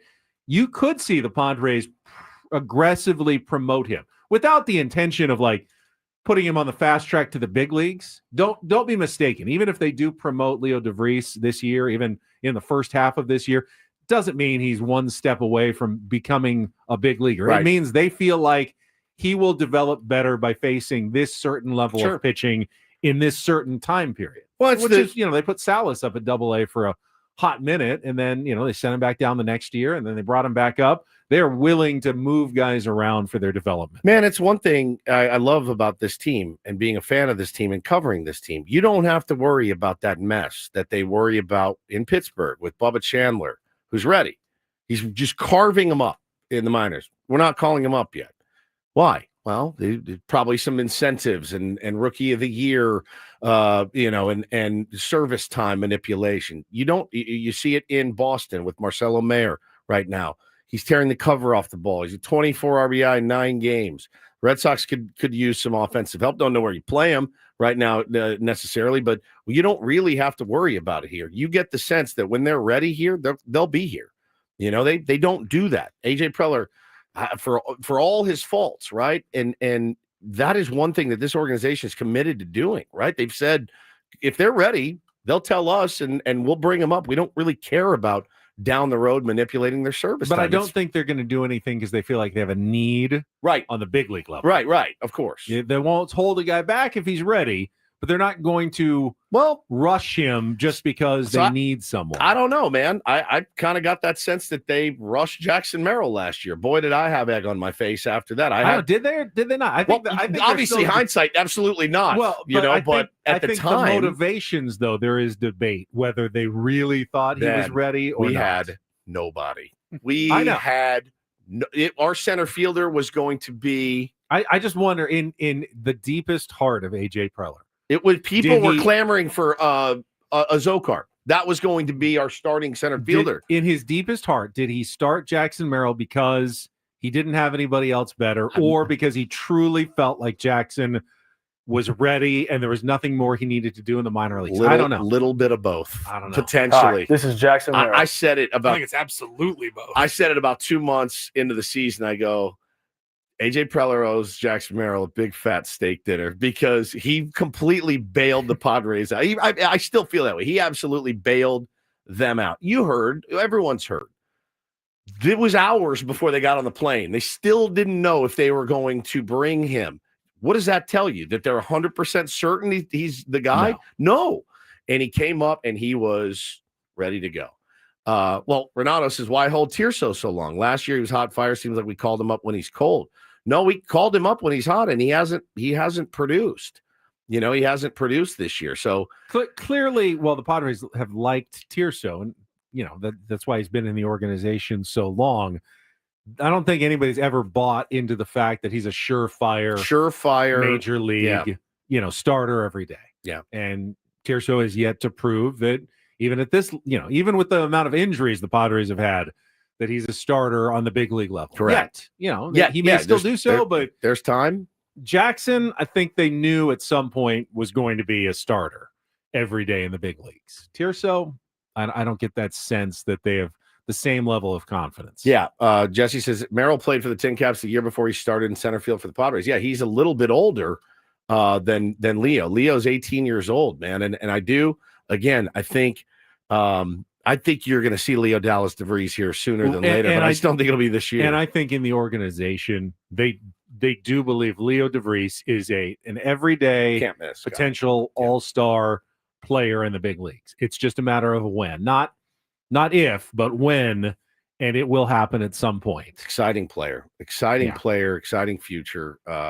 Sure, a lot can happen, as we know, but I genuinely feel that Jackson completely saved their bacon last year. It was pretty shocking when he made the team. And again, as I mentioned, they weren't that sure as they were kind of, biting their fingernails going, should we bring this kid to career? Is this kid ready right now? And, you talked yesterday about Adrian Morejon, and Eno talked about, or no, it wasn't Eno. It was Jesse talking about Adrian Morejon. May have brought him up a little bit too early.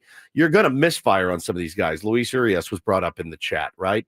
It's a very hard needle to thread. Like when is he ready? He'll tell us. And then you get to the big leagues and you flounder. What happens then? Are we done, or do we going to give him another shot? I mean, you see it all the time. Jared Kelenic was a can't miss prospect. Turned down a massive extension when he was really young. He said to the GM, "I'm going to bet on myself." The GM in Seattle, "I'm going to bet on myself." He's sent back down to the minors yesterday. It is such a hard sport. And everyone thinks they know these guys are can't miss prospects. And until they do it, they're just a prospect. For every Aaron Judge betting on himself, for every Juan Soto, now those guys are first ballot Hall of Famers, like pretty good guys if you're going to bet on yourself. But like for every one of those stories, you do get those Jared Kelenics. He goes, man, if he could go back in time. Paulie, the world is littered with those guys. The can't miss guy littered with them. The Mark Appels and just name it. There's a million of those guys on every team. We all have them, and it's a hard thing to know when to bring them up. I will say, pretty self-assuredly, he's not ready for the big leagues today at 18. I will say that, and I agree. And the level of success once he gets, I do believe he will get to the big leagues. I do too. Now, the level of success, there's a wide range, between solid everyday starter and, perennial all-star, which I believe he has the capability of being. But that won't be determined until he, it goes beyond just talent at that point. It's work ethic, it's savvy, it's how quickly you adapt to the big leagues, how you take care of your body on a day-to-day basis. There's so much more that goes into being a successful big leaguer beyond just talent. He's got the talent. There's no doubt about that, I think, with Leo DeVries. He has the talent. Can he put the other pieces of the puzzle together to then be a consistently producing big league star? Yeah. We won't know for many years. And Roberto in the chat says, give me a break. Tirso's only had 16 at-bats. Well, hey, man, my counter to that is if he had better at-bats early, he would have more than 16 at-bats. I like Tirso. I think the ball he barreled to center field the other night, the swing he's got a beautiful, beautiful left-handed swing. Think about it, though. We need left-handed hitting so badly, and they're still not giving him looks right now, right? We needed left-handers so badly. For whatever reason, Schilt, AJ, he's there. He's still on the team, but for whatever reason, there's not a lot of trust in him right now. And I think they're going to continue to give him shots here and there. You can't whiff on a bunt. That can't happen. Schilt probably lost his mind when he whiffed on that bunt. It's little things like that. It's petty, dude. Like it's how it works. Those guys are like, oh, we can't trust you. And what's the old saying about trust? You can spend a lifetime building trust. It takes 1 second to lose trust. One. And it's and I think the same can go with these guys as they're coming up trying to make a name for themselves. And while it's too early to make huge judgments on a guy's career, and we're just a month into the season, it's not too early to start making changes. Yuli Gurriel's gone. He's gone. He's not coming back. Yep. We wondered, will they wait until Memorial Day to make their judgment? No, they had seen enough as of yesterday. That experiment is over. So they are making judgments every single day on their players. That's great. And it's great. And look, I think everybody was really, really pleased for a multitude of reasons. And they'll do so in a fair manner. They won't do it the way fans do it, like every day. Yeah, game by game. They'll look at a strikeout and go, hey, but I liked his approach on that. Yeah, of course. He took one on the corner. I thought it was a ball. You're like, Tatis is striking on the first inning. It's not a bad strikeout. He laid off pitches. Tatis for 5, firemen to the sun. Exactly. So he's done. Bench him. He needs to be benched. They'll be fair in their assessments, but they have their assessments. That was a joke, by the way, lest someone takes me serious. All right. I have we can talk more about today's matchup, including we'll do a little more research on the starting pitcher for the Giants. I do know how to pronounce his last name, though. Is it I'm gonna guess. Is it Roupp? Nope. Damn it. I will tell you what it is when we come back. That's your tease, a pronunciation of the guy's name. Hey, make sure you guys hold through all the commercials. To be fair, it is kind of important. It is. That being said, all right, coming up next, Ben pronounces a name. Well, why don't you do some research on what they're actually facing? Okay. I know you had some of the numbers up earlier, and we'll get into a preview of today's series finale coming up after a check of traffic with Ben and Woods here on 97.3. The Fan. First, though, Woods and I want to tell you about Trust and Will. Who was it early in the chat today? I know someone Steve, said that Steve went to Yeah. trustandwill.com, got it done. We see more and more tier ones taking our advice, getting that off your plate. And that really is what we're talking about here. Simply taking something that you should have done a year ago, 10 years ago, and getting it done so you have the peace of mind knowing that if something happened to you, you have a will or a trust set up to take care of your family, to make your wishes known, to avoid the squabbles that sometimes happen when loved ones pass away. You can avoid all of that simply by going to trustandwill.com. Make sure you use the code FAN when you check out. You'll get 20% off, all right? And they'll ship you your estate documents for free. Having a lot of tier ones weighing in on it. Thank you guys for doing that. I think your family's going to thank you as well. If you get that trust, your family will not have to go to probate court and fight about everything. And it can be very lengthy and expensive. You guys know that. We've told you. But for those of you that have done it, great job. For those of you that haven't, what are you waiting for? Trustandwill.com. Use code FAN when you check out. And do it today. Trustandwill.com.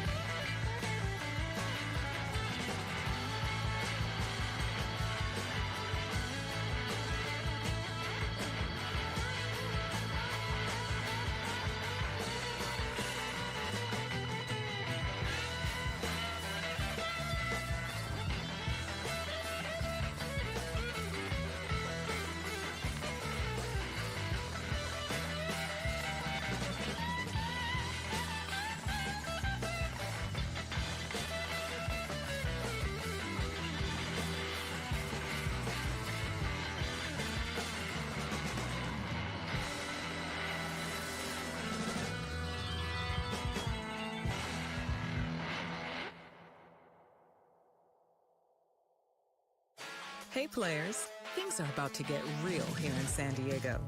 Introducing the all-new Hamul Casino Resort.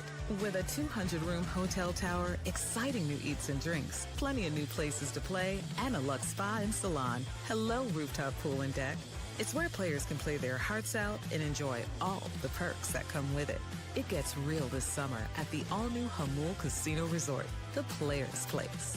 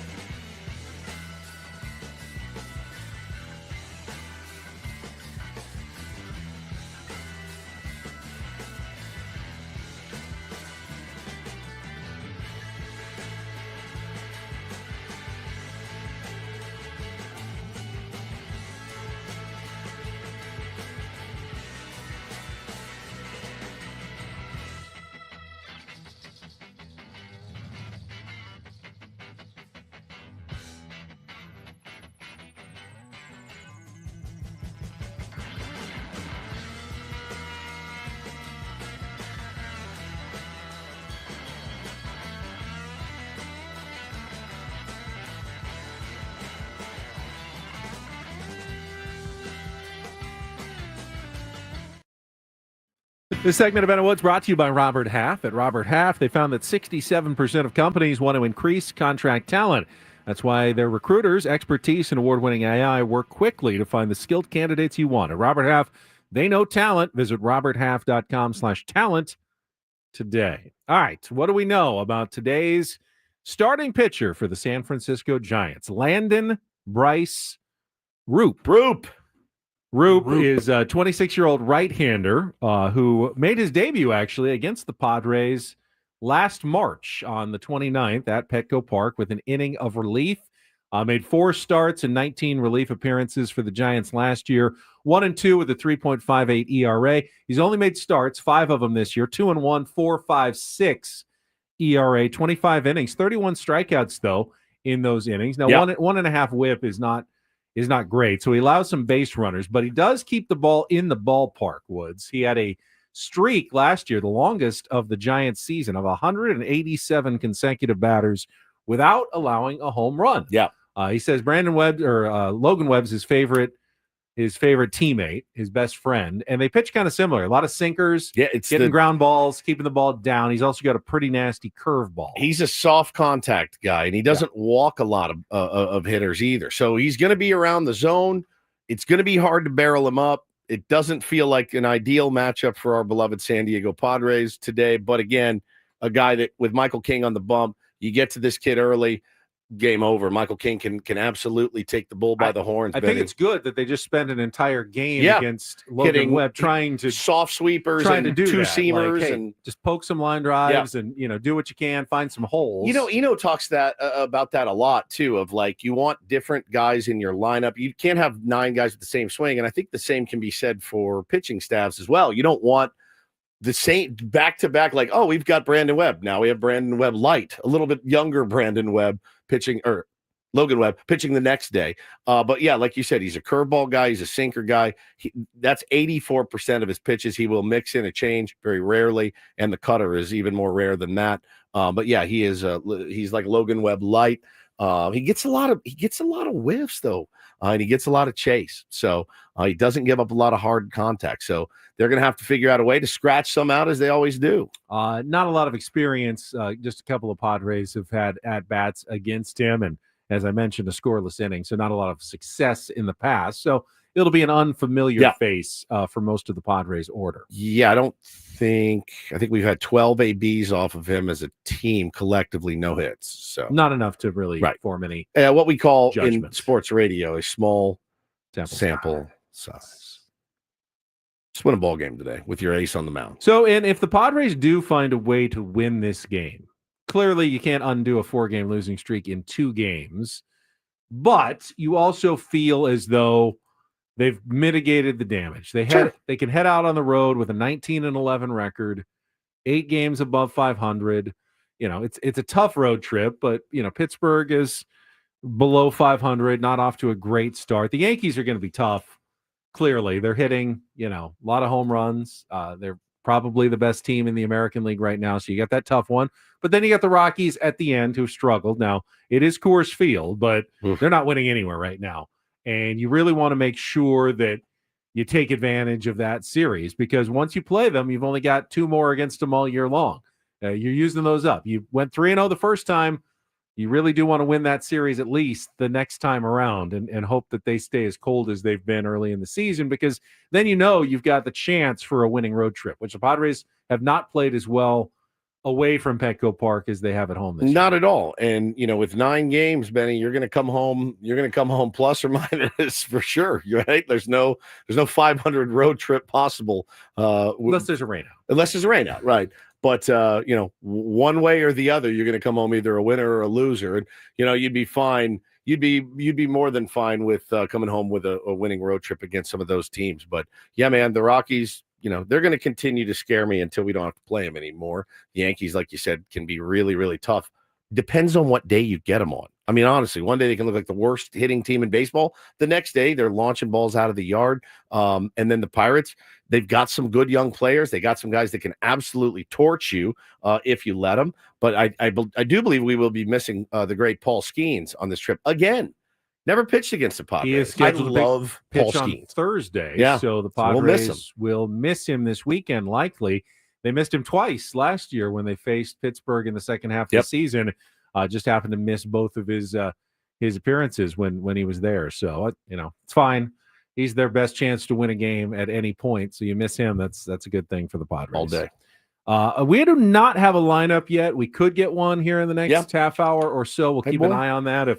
If Mike Schilt turns one in, he doesn't do his pregame. No pregame media on day game getaway day. So just waiting for that lineup to be released by the San Diego Padres. If we do, we will let you know. Otherwise, we got our Reindl Report headlines coming up in the final segment of Ben and Woods. That is next, right here on San Diego's #1 sports station, 97.3, The Fan. Well, I know that my beloved Benjamin has been enjoying his NBA playoffs. I've not watched as much as I probably should have, but baseball season is in full swing, and with Underdog, you can play both. But with basketball right now, check out their extender promo. You can play your way to increasingly bigger boosts each round of the playoffs. You start playoff game by using your game 1 boost, then continue boosting each subsequent game to unlock the next one. The longer the series, the bigger the boost.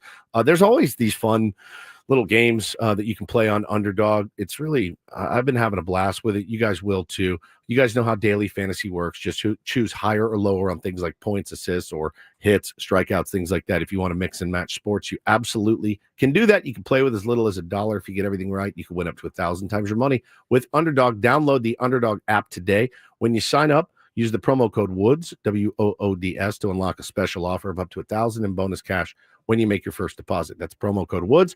You must be 18 and over, 19 and over in Alabama, Nebraska, present in the state where Underdog Fantasy operates. Terms apply. See assets.underdogfantasy.com/web/extend.html for details. Concerned with your play, call 1-800-GAMBLER or visit ncpgambling.org.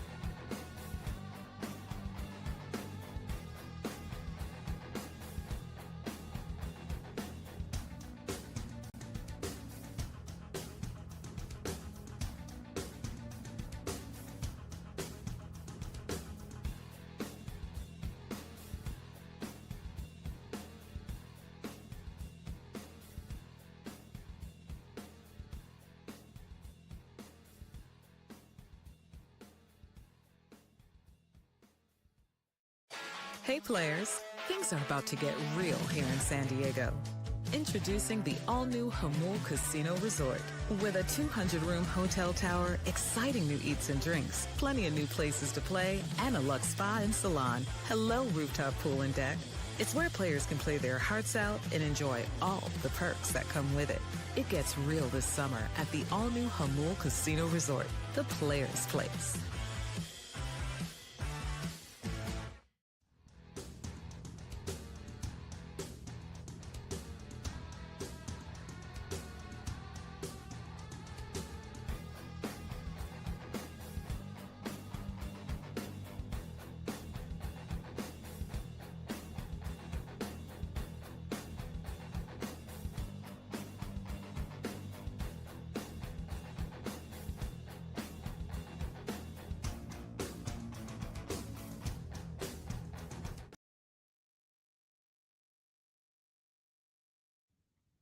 You going to talk any basketball in the Reindl Report? Nope. Didn't think so. Thus, I have to do it right now. We talked about the biggest story in basketball. We did. Pacers eliminating the Bucks on a last-second overtime shot by Tyrese Halliburton. His dad coming out and getting in the face of Giannis. That certainly was the biggest story last night. You did see the Nuggets beat the Clippers. That series is going to go back to L.A., 3-2 now. Nuggets trying to close it out. That could go game 7. Celtics eliminated the Magic with a 30-point win at home, and the Pistons stayed alive. They beat the Knicks at Madison Square Garden 106-103. So that series going back to Detroit for a game 6 at least, potentially headed to a game 7. Pistons have been one of the surprise teams in the NBA, keeping their season alive. 2 games today, Timberwolves and Lakers tonight at 7. Warriors at Rockets at 4:30. Warriors can close out the series, as can the Timberwolves, but both of those teams on the road tonight in the NBA playoffs. All right, there's your NBA talk. Paulie's got his Reindl Report after our last check of traffic. Got to remember to play the music. I'll get more into it if you play the music. Yes. Oh, now I'm into it. Brandon Chicago White Sox are going to be wearing the uniforms that go with that music. Brandon just said in the chat, nap time, season. Woodsy. Yeah. He was getting going. You're nervous, aren't you? I can hear it in your voice about tonight's game. I don't want the Lakers to be eliminated. So yeah, there's some nerves there. I wonder who's more nervous, you, Max Muncy. But you know what? Ben, you do a great Dave job. Roberts. If you could guarantee me one win today, a Padres win over the Giants or the Lakers, you better be taking win, the Padres. I'm Giants. Still taking the Padres every day. Every day. You know where my loyalty is. I do. All right, Paulie's got his Reindl Report. Last check of traffic from Kelly here on 97.3 The Fan. From the 855 Get Ross Traffic Center, protecting San Diego after accidents or injury, here's Kelly Danick.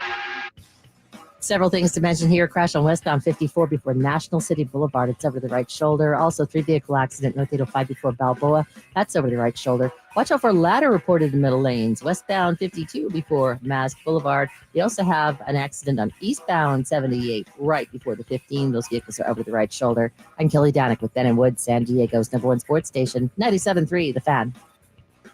And get things started here with our today's edition of the Reindl Report. Now tuned into the greatest. Welcome to the Reindl Report with Paul Reindl. Hi, Paul. All right. 2 stories from the world of sports that we haven't gotten to yet. We'll start off in Major League Baseball. And 1 story that you didn't know you needed. Are you laughing, biatch? It's the Reindl Report Hey, Paul, how you doing? Okay, how are you? on 97.3 The Fan. Are you ready to bless the mood? I need some help, please. That was good. Can I get a oh yeah? All right. Good morning, gentlemen. Let's see here. We will start kind of a slow, sportsy news day yesterday. Yep. We got into a lot of the big headlines, but how about in the NFL? Congratulations to George Kittle. Signed a 4-year extension with the San Francisco 49ers worth $76.4 million contract extension with 40 of that guaranteed to him. Like that, dude. He's a lot of fun to watch, man. I wasn't sure if he was going to be sticking around there or not, but he is 4 more years with the 49ers. And then I think it's one of the dumber parts of sports media, the Hey, breaking news. This player has signed this extension. First on it, John Heyman, Jeff Bassett, whatever. You got to credit everybody. You got to credit everybody. Even though it's totally possible that these agents or the teams or the players themselves are talking to more than just one person. So who got mad for losing credit? Will Compton he does Bussin' with the Boys, and it's the Barstool NFL podcast. And Will Compton put out a video where he's calling out Ian Rappaport, demanding that Bussin' with the Boys be credited for breaking the George Kittle news. He told them directly, he told the podcast, I'm staying in San Francisco. Kittle did, yeah. Here are the details. Yeah, there you go. And that's good info. He even, I went and checked, Bussin' with the Boys posted a graphic, the details, everything. It says via Will Compton, Taylor Lewin, and Bussin' with the Boys. That was posted yesterday at 3:50 a.m. here locally on the West Coast. Okay. And then 30 minutes later, the NFL posts, George Kittle, 49ers agree to terms on a 4-year contract, blah, blah, blah, blah, blah, making him the highest paid tight end via Rap Sheet. Oh, not Bussin' with the Boys. So Bussin' with the Boys, very upset, demanding to be credited. Now, as if that really you matters. certainly shouldn't just wait for someone else to tweet something and then take that information, turn around and make it your own. That's unethical. However, there are plenty of insiders who get the information on their own. They may never have seen Bussin' with the Boys, not listened to it, not seen their tweet. They don't follow them. They got a call from the agent. I'd say they reported it. Probably knows, and that's a legitimate. You developed that story yourself. You don't have to credit anyone else. You definitely knows who they are. You did the work yourself, though. You got the info. Story. You don't have to credit anyone else to do that. I did see people tweeting about Ryan Bergert's call up last week, and I believe Paulie and I did deserve full credit because it was broken here on Ben and Woods. You know how much sleep I lost over it? None. You know how much money I made off of it? 0. It's you know how much credibility it gave me? None. 0. Yeah, it's kind of wild that people care so They get much so mad about it. Now, there are truly legitimate scoops where you have something How that about- no one else has. How about And Luka, right? In that case, it's absolutely appropriate to credit the reporting source of that story. They developed something that no one else had. Give them credit. They did the work. Hey, credit so-and-so. When it's an extension like that, though, and that information is available from other sources, I don't think Bussin' with the Boys should be pitching a fit. What does about bussin' mean? Well, I think they literally bus around. No. Bussin's they like not- a slang word, isn't it? Well, it is. But what does it mean? It's really good. It's when you take the dirty dishes off a table. The bussin'. Yeah, you bust. That the chicken table. is bussin'. Is that what it means? Bussin'? But I do think they also literally bus around to different NFL training camps during August In a and bus. do their podcast in the bus. In slang, bussin' means, this is AI. Save this. Something is exceptionally good, delicious, or impressive. Just told you that. Yep. Often used to describe food or experiences. Bussin'. Bussin'. This cheesesteak is bussin'. Yes. I would feel like an idiot saying it myself. How are we getting from the airport to the rental car counter? We're bussing. No, we're in an Uber. We're Ubering. Bussin'. Bussin'. I'd like to hear Ben say that more. Yeah. Lord have mercy, I'm about to bust. Not that. That's totally different. That's a totally different meaning. And the word, he has a T on the end of it. Oh, I can take out the T. Yeah. All right. That's but then the title of their podcast doesn't really make sense. Awesome. Bussin' with the Boys. It's not. It's delicious with the boys. Yeah, delicious. Lord have mercy, I'm about to bust. It doesn't make any sense. Please stop playing. Like if you said this podcast is bussin', that's better. That's better. But bussin' with the boys makes 0 sense in that slang usage. Is that what are they using it as that what Paulie just played? Like more like busted? No. It's I'm almost positive it is the slang terminology. For delicious. Anyways, we'll move on. Delicious with the boys. delicious with the literally boys. what they mean. Doesn't sound as good. It doesn't. Got an update on this cringy, creepy Bill Belichick relationship. We talked about it the other day with Jordan Hudson, his very young girlfriend, who was interrupting their CBS sit down with Bill Belichick over the weekend. And there were reports that was actually messier than even the clips that went out. Yeah. Like they had to delay the interview for over 30 minutes because she was storming in and out, and it wasn't good. And now it's come to light over the last couple of days that Jordan Hudson, Belichick's girlfriend, has gone ahead and trademarked a bunch of phrases and words that are related to Bill Belichick. And it's all following what's now like a 2-year trend of Taylor Swift, the Taylor's version. These are all Bill's version. What's on to Cincinnati? We have stuff like Bussin'. All Belichick team, all-time All Belichick team, Peachy Keen and Wonderful, Saving Miss Daisy, Ignore the Noise, Bill's version, Do Your Job, Bill's version, Chapel Bill, Bill's version, The Belichick Way. Paulie Quincy says it's literally on a bus. So maybe I swear I've seen them in a house before. Yes. They do the bus. There's another thing I like that's on a bus, but that's different. That's totally different. Yeah.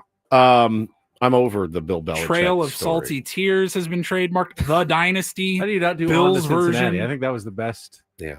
That was the best Bill Belichick-ism of all You time. guys over this story a little bit? I was over it a year ago. Yeah. Apparently, she also is the one who torpedoed the North Carolina version of Hard Knocks that they were going to do. Oh, really? Yeah, she wanted too much control, and they were right at the finish line, and they didn't get there.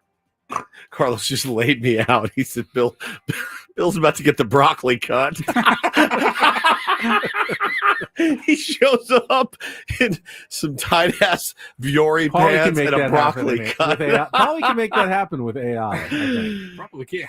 Captain in the chat says these old dudes are getting shaken down. I don't know, man. I do feel there's some aspect of that, which is a tale as old as time. The rich, wealthy old man with the young, hot, woman on his side. That's happened a million times. I do feel that Bill is probably pretty stoked with what he has. Don't you guys? You'd have to be to put up with this, number one, and hello, quid pro quo. That's kind of probably what he's looking for. Well, I mean, I don't even necessarily want to think of it in that sense. That's quid pro quo makes it seem like, hey, we're both just in this for what we get out of it. Remember Anna Nicole Smith and her husband? Right. Remember that guy? But in a certain sense, I think in a relationship, it's important that both sides bring something to the table. Yeah, I agree. And in this case, it seems like they're both bringing something to the table. You do get the sense too of she's like, hey man, I'll date you and I'm attracted to you and I like you and you're an interesting guy, but we need to clean.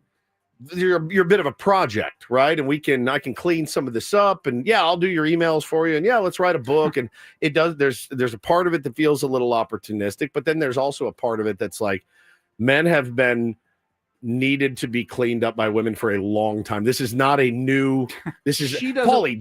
She doesn't want to feel like she's just a gold digger right in it for the money. So she wants to be an active member of his life, which requires her to probably be more active than we all think she should be. Irie Fangy says, I'm 40. I want to find me a 70-year-old sugar mom. I'll flip the script on everybody. Yeah, can do that too. Now, Ted Johnson is a former Patriots linebacker who does radio in Boston. Yeah.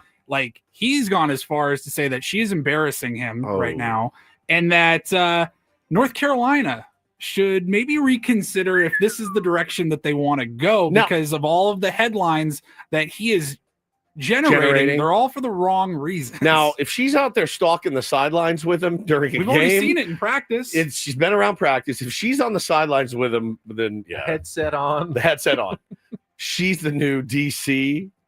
He's like, I'm actually a defensive genius. He's like, I'm doing this. Right. No, I'm Bill Belichick, defensive wizard. No one is better at defense than me. I'm calling the defense, Bill. Right? So that would be a little bit of a problem.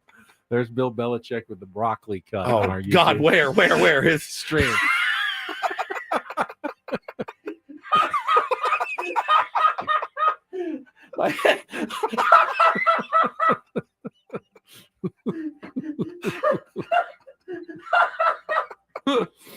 Oh, I wish you could see it out there in your cars, but it's we're at the trust us. It's pretty funny. It's pretty funny. That's so good. That haircut is the death of me. It's the I was at Jersey Mike's the other day. I parked, and I watched 3 kids, probably 16, 17, all get out of their car. They all had the exact same short shorts on, the exact same tight T-shirt, and 3 broccoli heads. And I just went, God love you guys, man. God love you guys. They are like, it's like watching three of the same dog walk into a room. They're like, you guys are triplets. I was crying, dude. I was like, God love you, dude. I picture my kids coming on. Hey, what's up, Dad? I'll be like, you got to get out. You're done. That's it. That's it. You look like a clown. I don't know you anymore. Oh, God. Paulie. It's one of the best.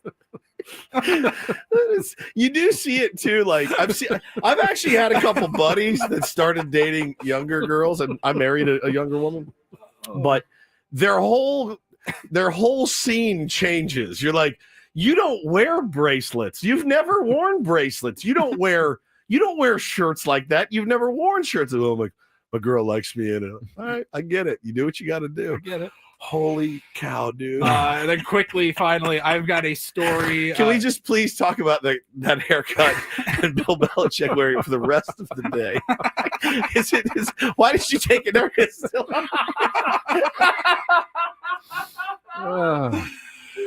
so good. There was a 27-year-old Chinese college student living in Japan. He had to be rescued off of Mount Fuji twice in a week.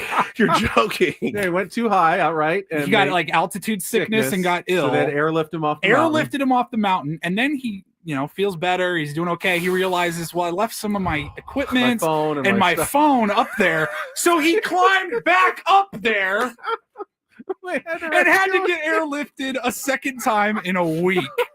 It's unbelievable, dude. It is unbelievable. Thanks for that picture, bro.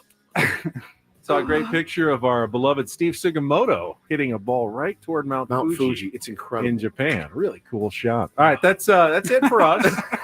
Braden's live from the Western Metal Building today until Sammy's pregame show. That's coming up next. For Paulie Reindl, Stephen Woods, I'm Ben Higgins. Talk to you tomorrow morning at 6 a.m. with Bill Belichick and his hair on San Diego's #1 sports station, 97.3 The Fan.